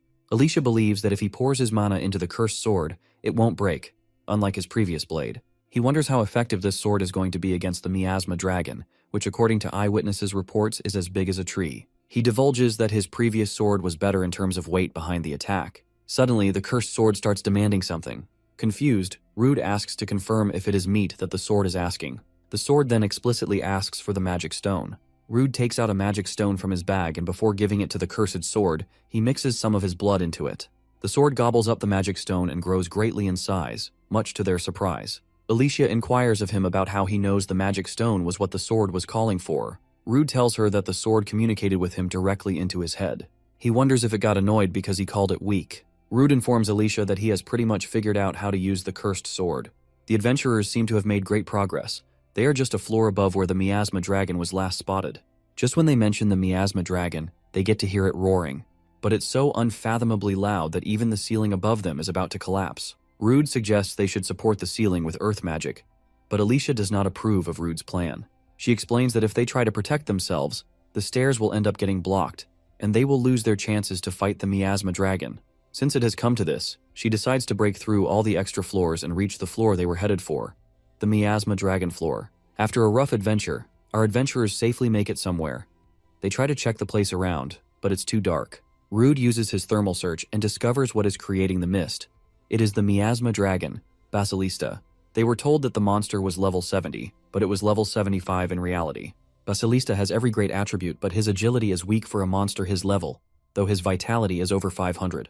The miasma dragon carries a wide range of incredible and rare skills. Rude also catches a glimpse of its fangs and claws, which are poisoned. But more importantly, the dragon has already noticed them, and this isn't a good sign. The mere glimpse of the monster sends them into a panic. Alicia asks Rude what kind of magic resistance this monster possesses. He reveals that fire, earth, lightning, and darkness won't be effective. She chooses to use other attributes. The miasma dragon once again roars, but our adventurers are ready this time. Rude wanted to keep his distance and watch from afar until he figured out the monster's attack pattern, but everything happened in just seconds. Moreover, he isn't sure how long can Alicia last in this thick miasma. He wants to end this as soon as possible.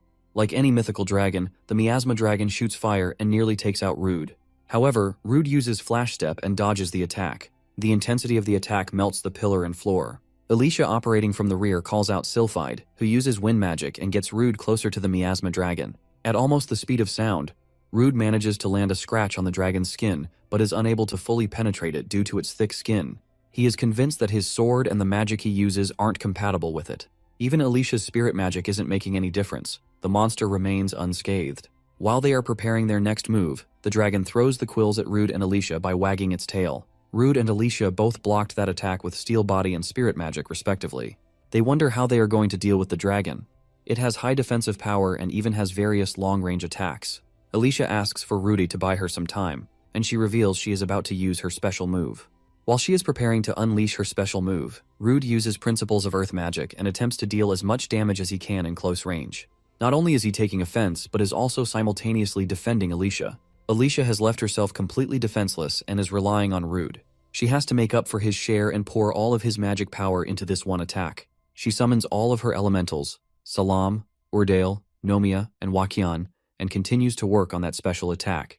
Meanwhile, Rude is going all out fighting her and then tracking back to protect her. Soon she informs Rude that she is done preparing. He needs to get out of the way. Alicia launches her special move, Spirit's Quintet, which brightens the entire room. When the smog disappears, the monster is still standing despite all the injuries it has received. She failed to take it down and remarks that if she was at her full strength, she could have finished it in one shot. Rude calls her Spirit's Quintet attack a nice shot, and he tells her that it's his turn now. Alicia used all of her magic power unleashing her previous attack, and now can't help Rude. Rude tells her to not worry about anything, and that she should use the remaining magic power to protect herself. He says that he will be dealing with the monster from here on. To exhibit how terrifying it can be, the monster roars and shakes up the entire dungeon. Rude also uses the roar skill he acquired from the Minotaur to show the dragon that he isn't just a puny human. Previously, he absorbed the dark magic protecting Alicia, and it had a whole lot of mana infused into it. At his current, Rude's power is overflowing. All confident and eager to fight, he charges at the monster and cuts through the scales that are on its arm. Despite having an unfathomably fast acceleration and agility, Rude realizes that his sword is becoming less and less effective. The mana absorbed by Graham is gradually disappearing. Just when Rude is slowing down, the monster exploits his miasma wave attack. Rude may be resistant to all sorts of miasma attacks, but he is still being moved by the impact of the wave. The monster wags its tail and throws the quills at Rude. After calculating the trajectory of the quills, he realizes that dodging these spikes is quite possible, but what's impossible is dodging the follow-up move from the dragon. Regardless of the zero possibility of survival, he uses Flash Step, hoping to escape the attacking range. Unfortunately, he fails to flee from the range of monster's attacking range, and as a result, he is hit by its claw. Just before getting hit, he activates Steel Body, though he still can't escape the impact and is sent flying into the far corner of the room. He managed to figure out the distance he traveled during the flash step, but was still overpowered. Seeing himself in a desperate situation, Rude recalls the time when he was up against the Minotaur, the time he nearly died. But there's a huge difference between him now and the Rude from back then. He doesn't give up, and once again keeps on going. When the monster is about to use its breath, he decides to just not keep dodging it anymore, because he doesn't want this fight to turn into a battle of attrition, which guarantees his loss. He activates thread manipulation and plans on using those threads as the slingshots. He launches himself like a human projectile on the slingshot, whereas the miasma dragon exhales fire to counter Rude's attack. Rude can't do anything about the heat coming from its breath, but he can absorb the mana inside its breath. He thinks that if his fire resistance is enough to withstand its breath, then he can strengthen the weapon using his mana and combine it with the mana Graham has absorbed thus far, releasing it all at once. His skin starts to burn from the heat produced by the miasma dragon's breath. In a critical moment, Alicia uses some of her remaining magic and throws water at Rude to protect him from the heat. When he gets the chance to strike, he doesn't miss it. Rude's ultimate attack is cutting the enemy in two halves, and he succeeds at pulling it off. Rude is on the verge of collapsing. He is just able to talk to Alicia. When she is about to cast healing magic on him, he tells her to not push herself any more than she has already done. Rude explains that he possesses a skill called Bloodlust, which he can use to recover, though it only heals him a little. He got this skill from the Hidden Labyrinth. After regaining some of his energy, he and Alicia take a little break by lying flat on the ground. They are happy and surprised that they were able to fight and win against the miasma dragon. Alicia adds that this is just the start of their adventures. They are about to explore more. Hearing an S-rank talking about adventures with him reminds him of the adventurer who saved him when he was just a kid. He remembers that the hero who saved him was strong, far stronger than he currently is. Traditionally, Rude eats some monster meat, and then they agree to explore the deepest part of the dungeon. On the deepest floor, they find the labyrinth's core. Alicia reveals that even among adventurers, only a handful have had the privilege of seeing it. She also divulges that if they use the magic circle that is in front of the core, they will be sent back to the labyrinth's entrance immediately. Seeing the core burning bright, Alicia says that it's normal to leave the core unbroken, even if someone clears it. Moreover, he can fetch the materials that he can't gather outside and leave if he wants to. However, he doesn't want the dragon to resurrect, because as long as the core remains, the dragon's resurrection is inevitable. Rude went through hell in the Abellio labyrinth, but thanks to those experiences, a path to his dream opened up. He finally breaks the core. In the Bologna, Guildmaster Lankars wants reports on Rude and Alicia's progress. He is informed that there are no reports on their return yet. Inside, Lankars was aware that Rude was known as Miasma Scavenger. In the words of adventurers, power is everything. Even if Lankars had tried to mediate the situation, it wouldn't have stopped. If that was enough to make him give up his dreams, then that too is another path. While Lankars is contemplating what to do next, he abruptly receives a report about Rude and Alicia's return through a teleportation circle. The reporter reports that the subjugation of the miasma dragon and the destruction of the dungeon core was successful. Rude and Alicia did it. Lankars is surprised but happy more than that. He never thought Rude, the infamous miasma scavenger, would end up saving the city. The guild then welcomes the heroes who saved the city of Bologna from a level 75 threat. In Golar, a city near Bologna, the lord of the city is furious over the matter of Bologna destroying the labyrinths. He planned on seizing ownership of the labyrinth, which isn't possible anymore. However, his advisor, the second-in-command, thinks that this destruction of the Abellio labyrinth is better for them, because Bologna could not deny the legitimacy of Golar's claims of ownership. Because of that, they have decided that destroying it is better than handing it over. With that being the situation, he believes that they could argue with Bologna Guild and have them compensate. The Lord also has positives about that plan. He also thinks that it would be a better way to profit than by challenging the labyrinth themselves and losing the adventurers in the process. Though the Lord is quite sure that if it happens, the Bologna Guild won't stay quiet. The advisor says that he wants to show the guildmaster who is superior. Elsewhere, Rudy and Alicia are out in the wilderness. Rude is cooking his usual monster essence, but this time it's the rare miasma dragon steak. Rude kept miasma dragons reserved in his bag. He is now happy to be tasting something so rare. Rude goes crazy after the first bite. He reveals that every meat he has had so far pales in comparison to the miasma dragon's meat. It has a rich, sweet flavor and the fat just melts on the tongue. As he is explaining how delicious the food he is savoring is, Alicia is drooling like usual. She stands up and says that tonight they are going to have some premium steak, and she needs Rude's help in the location for the best food. Rude tells her that he is in the middle of eating the steak and can't help her. Alicia replies that they need to hurry and gather information on good restaurants around the city, so he should finish already. Following the collapse of the Abellio labyrinth, 4 days have passed. The guildmaster Lankars has summoned our adventurers to finalize the reports on the raid. After the report completion, Lankars hands them their rewards, 1.5 million Regan. Rude is stunned to see that big of a sum. Lankras explains that the required level for the Abellio LA3 Byrinth is 70, so the amount Rude and Alicia have received is fair and well-deserved. After handing him the reward, he informs Rude that they will be updating his rank, because just the two of them conquered that labyrinth all by themselves. Rude was recently promoted to D rank. He is quite surprised that his rank will be re-evaluated once again. He is already a level 52 adventurer. Alicia thinks that even if he has been fighting monsters way above his level, the speed at which he is growing is abnormal. Normally, if an adventurer reaches level 40, their leveling slows down immensely. Alicia catches him grinning when she looks his way. Before she can figure out why, Rude smugly discloses that he's finally surpassed her level. She opens her level window, revealing her level, which is level 45. Rude says that even if he may be higher in level when it comes to combat power, she is still stronger. She agrees that the levels are just an indicator. In the end, combat power is mostly defined by the skills and experience of that person. As they are talking about levels, they notice the Lord of Golar entering through the main entrance of their guild. The Lord recognizes Rude as the miasma scavenger in an instant. Convinced that the man before him is a disrespectful person, Rude inquires about his identity. The Lord makes snarking remarks that the adventurers of Bologna do not even know the faces of their neighboring city's lords. Rude seems to have heard about the misery lord of the Golar. After an indirect introduction, the Lord starts pestering Rude for destroying the labyrinth. Rude replies that the last time he heard about the ownership of the Abellio labyrinth, it was jointly owned. The Lord reveals that the Abellio labyrinth was on the border between the Golar and Bologna. However, Bologna shut them out, claiming that something strange was happening inside the labyrinth. On top of that, they even caused an influx of monsters to appear, and then they destroyed the labyrinth. He asks Rude how are they going to compensate Golar City for the profits that they were supposed to gain from the labyrinth and the damage to their surrounding territories because of the monsters.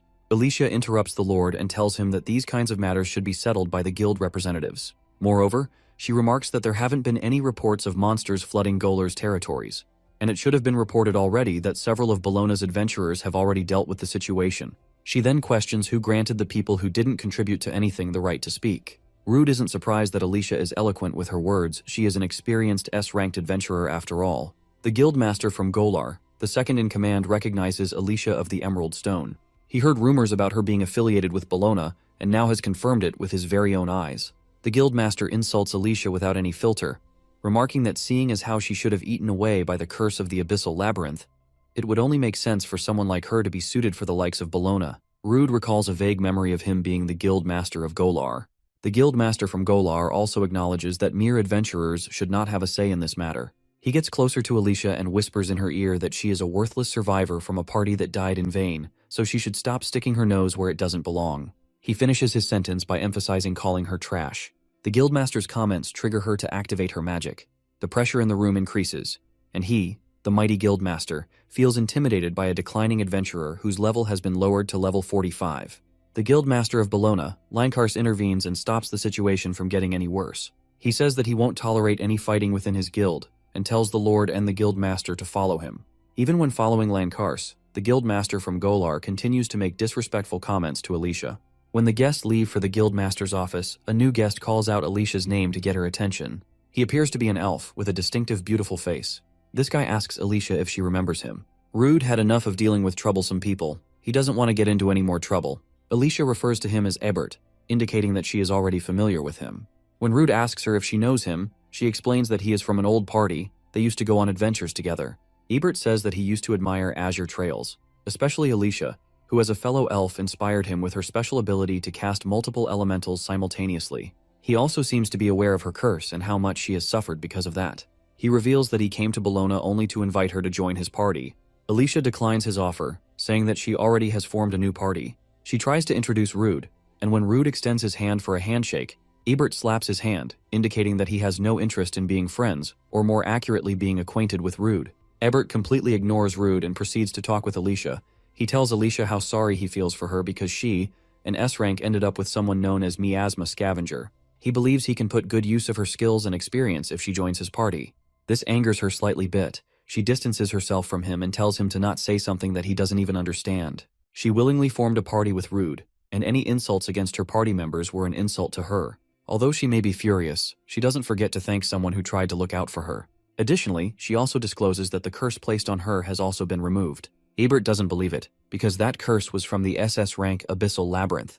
The boss that cursed her resides on the top floor of the labyrinth. She implicitly implies that she had a fortune encounter with somebody, which sends Ebert contemplating. To top it off, she remarks that they would be going to reevaluate Rude's rank, so he won't be an ordinary C rank or D rank. Seeing Alicia caring about Rude, even though he has been thinking about her this whole time, Ebert concludes that Rude must be instigating Alicia.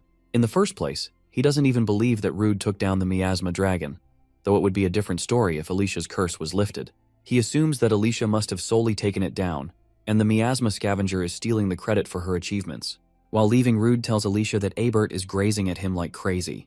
Alicia enlightens him that elves are a prideful race, and there are many of them whose prejudice becomes harsher throughout their long lives. Rude asks her if she is also one of those prejudiced and prideful types. Alicia thinks of herself as a very humble, understanding, and charming elf. This statement makes her appear as a prideful kind of elf like Ebert. After this, Rude and Alicia fetch Rude's new rank documents. The receptionist informs him that he has skipped past C rank and is officially a B rank now. The increase in his level is a testament to how difficult Abellio Labyrinth's quest was. She discloses that the guild also received reports from the villagers they saved. So expectedly, the defeat of the Baphomet has been taken into account. Rigurd and Magnus also congratulate Rude for obtaining a B rank. They tell him that everyone in the town is grateful to him. Seeing him excited and fulfilled, Alicia divulges that he shouldn't be satisfied with just reaching B rank. After all, his aim should be to become an S rank adventurer. Rude and Alicia cheer, motivating one another to aim for the S rank. The prideful elf Ebert once again ruins their moment. He says that something foolish can't be forgiven. The information one can obtain about dungeons depends on the rank. This is a rule established for the safety of the adventurers. And yet a man who didn't contribute in anything and followed others achieved a B rank. He triggers everyone when he comments that the Bologna Guild is full of idiots. In response, the receptionist discloses that ranks up can be awarded by the guild at their discretion. Magnus asks Ebert to take back the words he said if he doesn't want to get hurt. Ebert repeats the clause, instead of apologizing. Enraged, Magnus grabs him from his collar, but before he can manage to do anything, Ebert sends him flying. Magnus is further pinned down by Ebert's sword.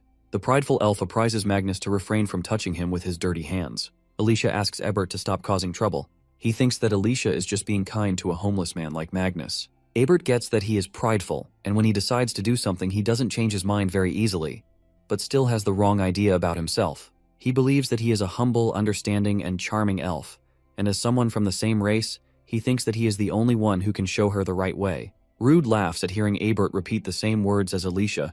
He is convinced that the elves in general have a high sense of pride. Out of nowhere, Ebert challenges Rude, remaking that he, an incompetent adventurer, is a danger to other adventurers. He wants to test out if Rude deserves to be a B rank. Alicia responds positively. She tells Ebert that he can see for himself how strong Rude is. After this, the prideful elves and the Miasma Scavenger join the Bologna Guild's training grounds. Alicia apologizes for dragging Rudy into this. Rude tells her that she is not one at fault here. The things got to this point because he is incompetent. All Rude needs to do is beat the challenger and prove that he is worthy of being by her side. In the end, adventurers are people who can silence others with their strength. Before the fight starts, Alicia announces that if either of the fighters is seriously injured, she will step in and stop the fight. As soon as the fight starts, the elf charges at Rude, showcasing his incredible speed and strength. Rude wasn't anticipating Abert to make an explosive start, though he blocked the attack. Abert doesn't relent and continues to display remarkable swordsmanship, not even letting Rude breathe for a moment. Rude comes to realize that Abert is superior to him in swordsmanship, and earlier he heard from Alicia that Abert uses both offensive magic and enhancement magic in combat. Simply, he is a magic swordsman who uses haste and physical boost. Abert abruptly disappears and reappears behind Rude, catching him off guard with a sword strike. Rude couldn't follow Abert's movements with his eyes, and hence took a hit. Abert reveals he is a B rank. It's a title that only those with at least this level of power should be allowed to hold. After demonstrating his power, Abert makes a statement that Rude isn't worthy of holding the title of a B rank and staying by Alicia's side. Rude admits that he isn't worthy of standing next to Alicia with his current abilities, but it wasn't him who chose to stay by her side. Alicia was the one who chose him. Rude says that he is going to show him why he is worthy of being by her side. This time, Rude initiates the fight using principles of earth magic. Abert calls him an idiot for thinking that he can win against him. A magic specialist, through magic. Abert responds by using a fire attack, which creates an explosion. Following the fire attack, the elf cooks up another one of his special magic attacks. However, Graham absorbs all the magic energy from Abert's attacks and discloses that he expected him to compete with magic. After all, elves are a pretty prideful race. Rude takes the lead with his mana recharged blade and achieves incredible speed and strength. When Abert calls Rude's blade a magic sword, Rude tells him that he is wrong. It's a cursed sword. Rude grazes Abert with his sword, but in response, Abert calls him a freak for carrying a cursed sword. He has now found another reason to resent Rude. He activates the lightning attribute enchantment magic sword technique and attains extraordinary speed that Rude isn't able to follow. After this technique, Abert enables lightning palm skill to send electricity throughout Rude's entire body. After nearly burning Rude with his back-to-back lightning attacks, he asks Alicia to call out the winners. What the prideful elf expected the least happens. Rude grabs him from his collar and divulges that lightning's attacks don't work on him. He absorbed paralysis through status abnormality in just the nick of time. Shocked, Abert remarks that Rude should have been paralyzed when hit by that much lightning. In response, Rude demonstrates that sometimes actions speak louder than words by headbutting the narcissist elf. Rude wins the fight by pinning Abert down the same way he did to Magnus, chucking the sword close to Abert's head. Back to the Bologna Guild. The Bologna Guild Master is having a thorough discussion with the Lord and Guild Master of the Golar City regarding the destruction of Abellio Labyrinth. Lankars informs the guest that the feudal lord is currently on official business at the capital, and so he was entrusted with the role of his deputy. After this, Lankarsi says that he has understood Golar's claims. Since they were in charge of the management, they intend to fully cooperate with their efforts to recover from the damage. The Lord states that Golar doesn't need cooperation, they want compensation, a fair amount of money for their ownership of the labyrinth. He further adds that the authorities of Bologna have become greedy and took more than what they deserved, and that's why they need to pay the appropriate price. Suddenly, a female worker barges into the office and reports that something strange is happening in the Abellio Labyrinth, which was confirmed to have completely collapsed. The surrounding area of the Abellio Labyrinth is covered with an unprecedented amount of mana, and its concentration is B rank. Currently, 2 gargoyles are guarding the entrance. They are preventing any interference from the outside. Guildmaster Lankars remarks that this isn't the time to entertain the petty squabbles of Golar. He states that he is going to organize a subjugation force and immediately head to Abellio New Labyrinth to investigate. He orders the woman worker to summon every B rank or higher adventurer, even Rude too. When everyone has gathered at Lankars's office, he explains that they have confirmed the beginning of the labyrinth cycle, and the reason adventurers were summoned is that they want to subdue this cycle as soon as possible. The Guildmaster's emphasis on the labyrinth cycle makes Rude question Alicia what the labyrinth cycle is. She explains that the labyrinth cycle causes labyrinth to evolve, though it's a pretty rare case and she has only heard about it a few times. In other words, she will also be going to an evolving labyrinth for the first time. However, Alicia is concerned about the B rank mana around the labyrinth. Rude thinks that it won't be a problem because he is B rank.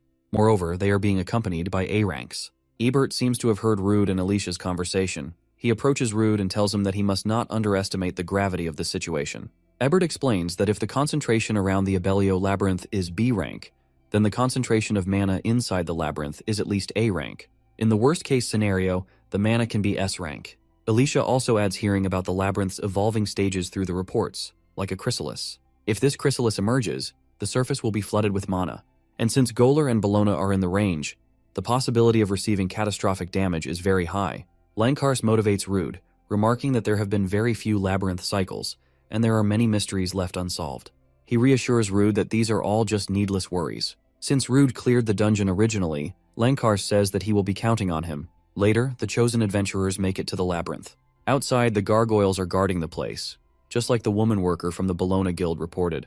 The gargoyles are level 50 monsters with their status concentrated on endurance. They possess multiple skills, some of which Rude already possesses. After using the appraisal, Rude is convinced that these monsters are stronger than rolling beetles. Unexpectedly, Gargoyles glances at Rude, who initially thought that the monsters wouldn't attack him because they were out of range. However, both guards charge toward Rude and his fellow adventurers. When the monsters use Petrifying Breath, Sylphide comes in clutch and erases the enemy's attack. However, it manages to get out of the attacking range and targets Alicia. Luckily, Lankhars saves her from the gargoyle that was charging at her, while the other gargoyle is cut in two by the Golar Guild's guildmaster, who comes to help. The guildmasters from both regions order the adventurers to follow their lead. Rude is tempted to look at the gargoyle. He wishes to eat it, but relents when he learns that the monster has regenerative abilities. When attempting to burn the monster with its regenerative abilities, Rude's actions are questioned by the Golar Guild's guildmaster. The adventurers continue their journey inside the Abellio labyrinth.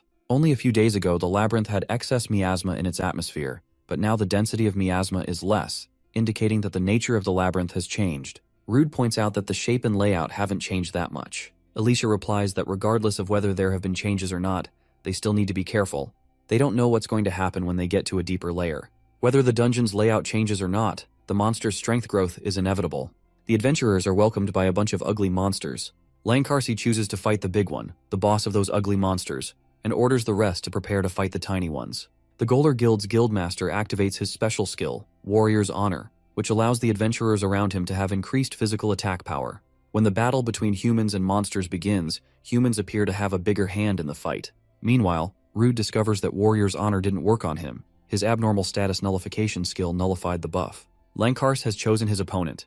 It's the boss of those ugly monsters. Despite being the guildmaster, Lankhars looks like an ideal tank, dealing damage whenever he gets the chance. His battle against the boss is short-spanned, as he emerges victor with just brute force. Everyone seems to be displaying incredible performance, except for Rude, who is stunned after discovering that his special skill, Abnormal Status Nullification, also nullifies support magic.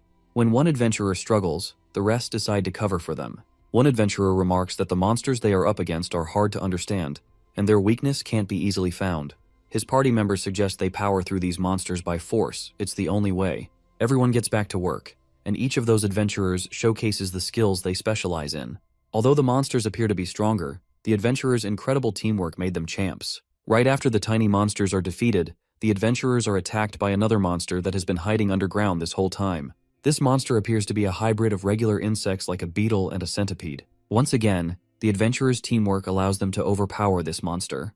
Rude wasn't just spectating the impeccable teamwork from the adventurers, he was watching them obliterate monsters with their strength. He is just frustrated that he couldn't do anything at all. After this, Rude spots borrowing parasites in those ugly monsters' corpses. For a moment, Rude gains some confidence. He uses principles of earth magic to deal the necessary damage to eradicate the parasites. However, the spikes he launched at the monsters are neutralized. The parasites possess earth removal, an ability that allows them to neutralize rocks and soil. When Rude fails, the guildmaster decapitates the monster. When the dust of the fight settles down, the guildmaster of Golar points out the mistake Rude made, which is using earth magic on a monster that appeared from the ground, and calls Rude's actions foolish. The guildmaster even noticed that Rude nullified the warrior's honor. Rude knows this better than anyone, that he doesn't have any experience working in a group with multiple people. Moreover, he can't even use support magic like the other adventurers. He simply thinks he's just extra baggage. When Guildmaster from Golar wasn't enough, Ebert also mocks Rude for not being able to keep up with them. Ebert says that working as a team to defeat a strong enemy should be one of the fundamentals. Abruptly, they hear an explosion.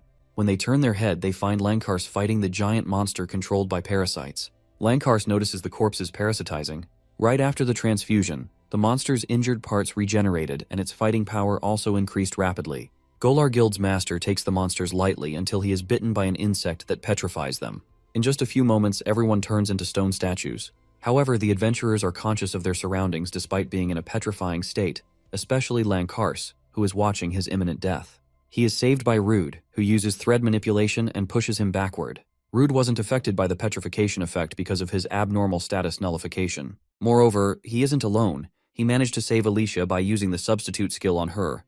The monster they are up against is named Chaos Mouse, and its stats are mostly concentrated on health and strength.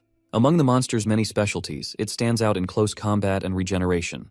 Rude clocks that the monster doesn't seem to have any pesky magic resistances. He plans on rushing at the monster, but before he finds that opening, he wants Alicia to use her magic to break its stance. Alicia prepares to do what Rude tasked her with.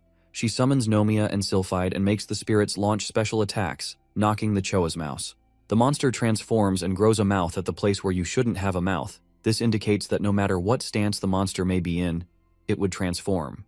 The monster once again throws tiny insects that could petrify both Rude and Alicia, but Rude uses Lightning Cloak to blow the insects away. The Choa's mouse then proceeds to fight the adventurers by engaging in direct combat. However, Alicia uses her magic to push it back.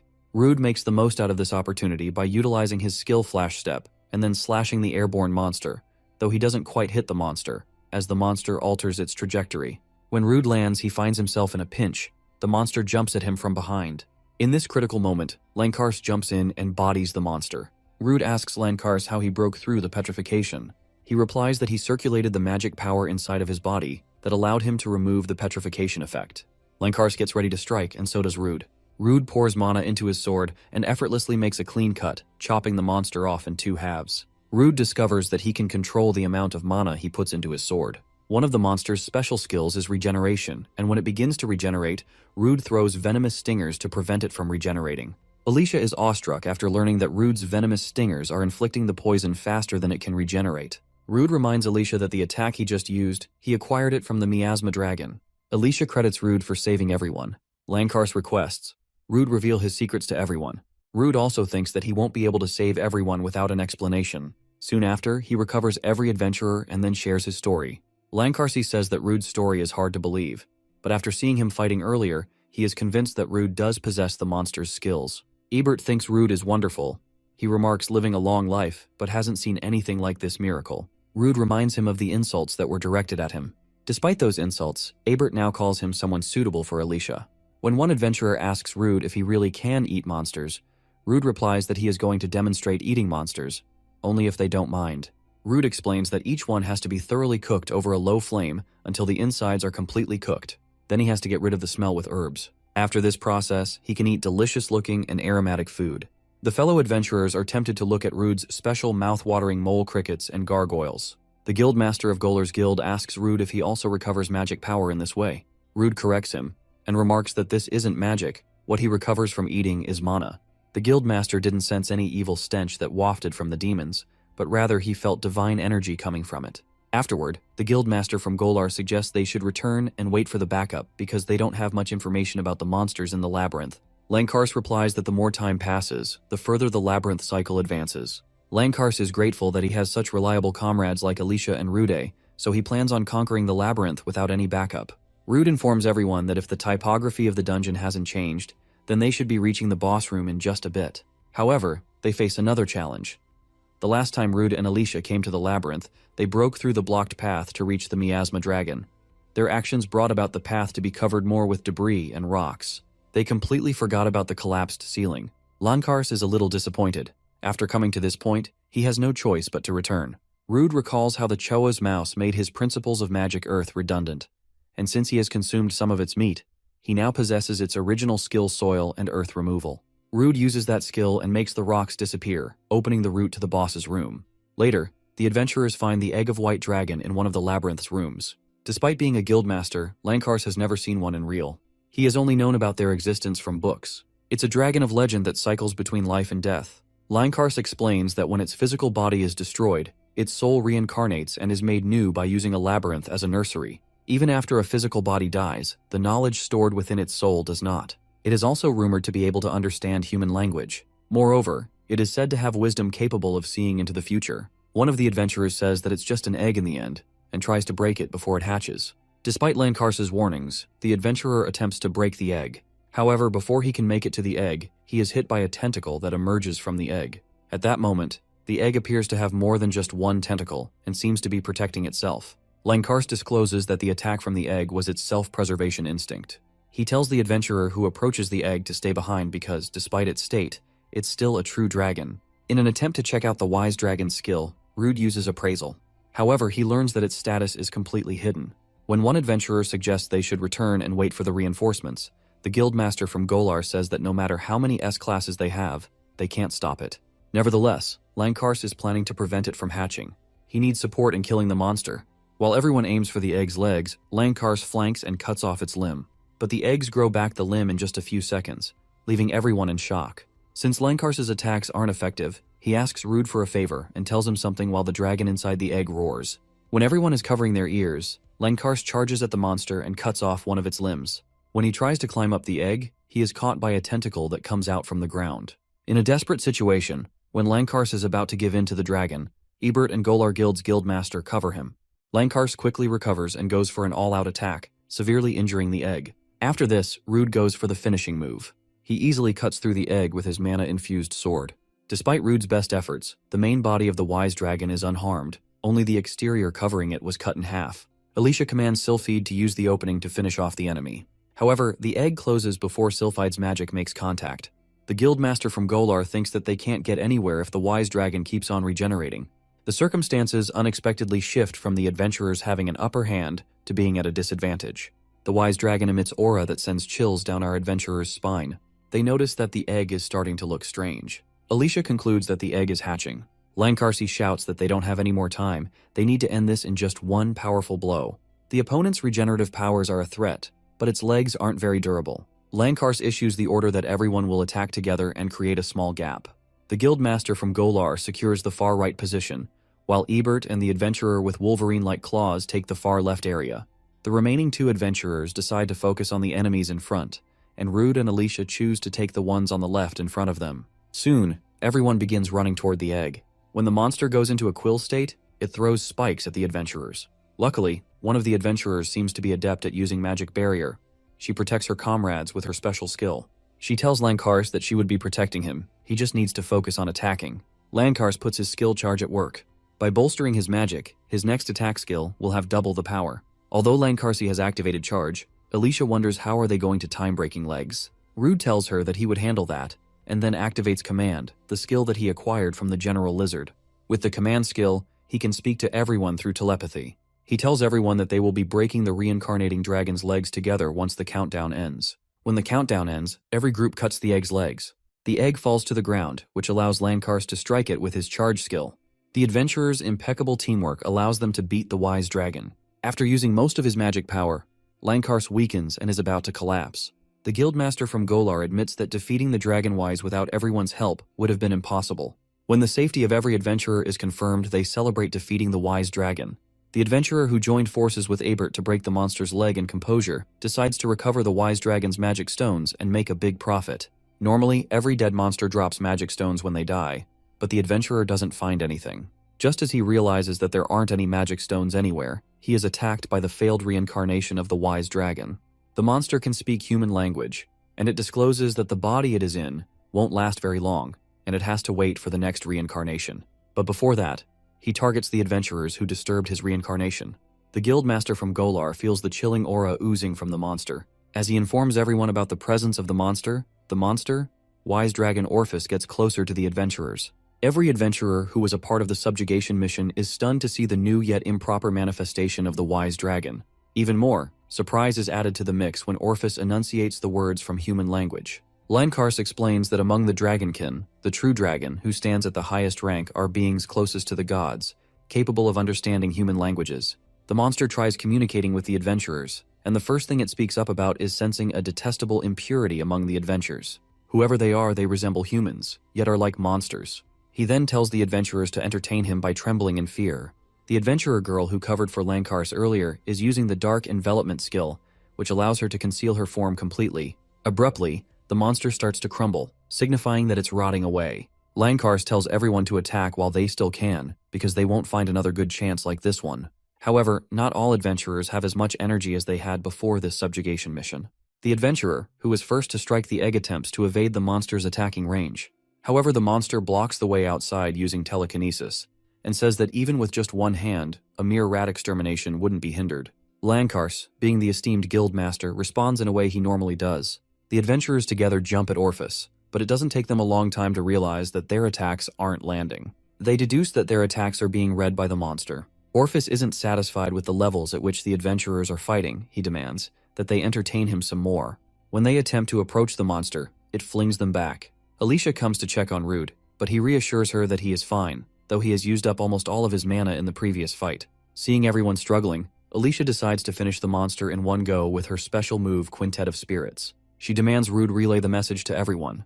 Through telepathy, Alicia informs everyone about the big move she is going to unleash. She wants them to coordinate and dodge when the time comes. But more than anything, she wants them to lend their strength. After charging her magical power, Alicia asks everyone to move out of the way. The adventurers promptly move away and open the path for Alicia to strike with Quintet of Spirits. Despite Alicia's best efforts, her attack fails, and the monster once again gets back on its feet. Orphis admits being careless and again attempts to retaliate. Before long, he also takes down Lankars with his tail. The adventurers begin to make reckless decisions while fighting the monster. This signals that they are fatigued after the recent clash with Wise Dragon. Even the prideful elf, Ebert, begins to attack with predictable moves, but his attacks are also cancelled out by the monsters with ease. Ebert was sure that he had taken the blind spot. However, regardless of any advances, he is thrown in the pit. Orphis calls the adventurers' attacks unpleasant. Witnessing her companions at the brink of death reminds Alicia of the post-traumatic stress disorder that she experienced when she lost her friends. She fears it might happen again, but is unable to take action. Alicia blames herself for being powerless. The monster tells her that it is going to slaughter her and make her nourishment for his wisdom. Rude realizes that they can't defeat the monster, and escaping is the only option left. He thinks that they can get away if they buy some time and make it to the escape magic circle at the labyrinth's core. When attempting to activate thread manipulation, he clocks that his skill isn't activating because of mana depletion. He is sure that if he doesn't recover his mana, they all are going to be wiped out. Currently targeting Alicia, the monster exhales the dragon breath, which Alicia counters with the help of Sylphide. To assist Alicia, the Guildmaster of Golar also uses the flying blade, but the monster blocks it with a magic process. In response, the monster throws water bullets. The adventurers are annoyed at the variety of the skills the monster is using. However, the monster's skill display doesn't end there. He charges Lankars's Void Strike, shocking everyone. The Guildmaster of Golar notifies everyone that the monster is defenseless. After all, it is occupied with charging the attack and remarks that they should attack now because it is time.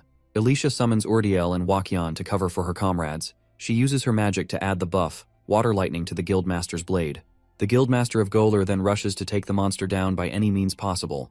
However, he realizes that he was outsmarted by the monster, but it is already too late. He can't alter his trajectory. Orphis impales the Golar Guild's Guildmaster. Alicia's spirit Urdiel attempts to attack the monster, but her attack also falls flat, and she then gets herself eaten. Alicia is devastated after losing her precious spirit Urdiel. Traditionally, charging techniques are used against opponents stronger than yourself. In exchange for creating an opening, you unleash immense power.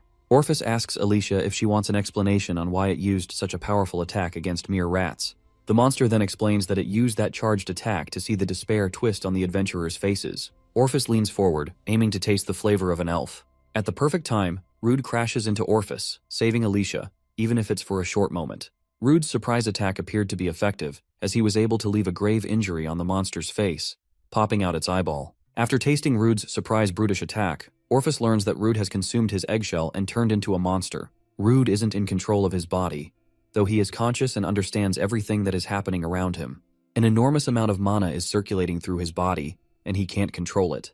When he loses it, he quickly moves Alicia out of the way. Orphis is intrigued to see Rude not turning into a monster despite absorbing an enormous amount of mana. Nonetheless, he also remarks that Rude is not worthy of his time.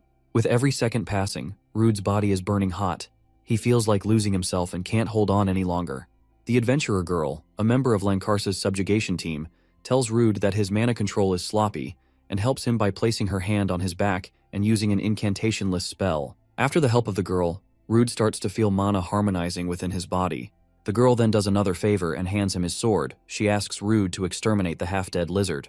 The girl's insults angers the monster, and it charges at the Rude, intending to kill him. However, at last, Rude cuts the monster in two halves with just one hit. Rude rushes to check on his friends and treat their injuries. He tries using thread control to close in the deep wounds, but nothing works. The girl tells him that everyone except for the two of them is seriously injured, so if they don't treat them quickly, it will be hard to carry this many people and escape. She asks Rude if they should wait for the backup or carry them one by one to the town. Rude's body is also nearing its limit.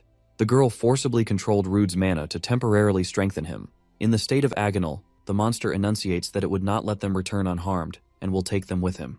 The labyrinth begins to collapse, signifying that the orifice was acting as a substitute for the labyrinth's core. The girl shouts that they need to get out of there before they are crushed. However, Rude is driven by instincts and rushes to the unconscious Alicia to save her. The loud crashing sounds of rocks wake Alicia up. She opens her eyes and learns from Rude that he has defeated the Wisdom Dragon, and they now need to escape the labyrinth. Alicia reveals that she is out of mana and can't move. She tells Rude to leave without her. Rude isn't able to fully comprehend her words. He believes that her mana ran out because of him, and he made her use it in extremes. The other girl from earlier says that they should hurry and escape before it's too late, because if they don't, they would also be buried alive. Rude replies that he just can't run away and leave his friends behind. The girl leaves as she says that she respects him, but doesn't trust his decisions. Rude understands the gravity of the situation he is in. At one point, he thinks of escaping the labyrinth with Alicia, but quickly drops the idea because he can't abandon his friends. Frustrated, he tries to think of a way that will guarantee everyone's safety. While he is thinking, Alicia tells him to run, because that's what her comrades wished for. A weakened Lankars also tells Rude to leave, because being an adventurer means there will be many chances to lose comrades. He quotes that if those who can survive don't live, what can those who die boast about? Ebert informs Rude about the monsters gathering in the labyrinth. The monsters are about to jump at the adventurers, but Rude says that he isn't going to let anyone die. Alicia insists Rude leaves, but he refuses to step back. He expresses his frustration over always being a loser who is unable to help anyone. He was called the miasma scavenger and looked down on until now, and he was really happy when Alicia accepted his secret and wanted him to join her team. He was also happy when the guild accepted him as an adventurer. He makes a statement that he isn't going to abandon the comrades who trusted and acknowledged him. The adrenaline rush makes him recall the words that the hero who saved his village told him. These words are still engraved on our adventurer's heart. The hero told him to never give up, no matter how hard it gets. After making a statement, Rude begins fighting for his and his friend's life. However, he begins to notice the overwhelming number of monsters. When a monster gets in close combat range, Rude attempts to dodge its attack, but gets injured in the process. One of the ugly monsters that appeared before bites his arm and puts him in a helpless condition. Rude uses a special skill called Self-Cut, which allows him to amputate his arm. Rude's catalog of special skills doesn't end there. He activates the regeneration skill and regenerates his arm. After this, he runs at the monster and impales it with Graham, his cursed blade. While the blade is in the monster's stomach, he enables Wrapped Lightning, hoping to see the monster fall. However, the horde of monsters remains unscathed, and the monster that absorbed all of the Wrapped Lightning attack retaliates. Rude is yeeted back, but is caught by an unknown person, not knowing that this person is the hero who saved him and his village. The hero tells Rude that he did well and should not worry about anything.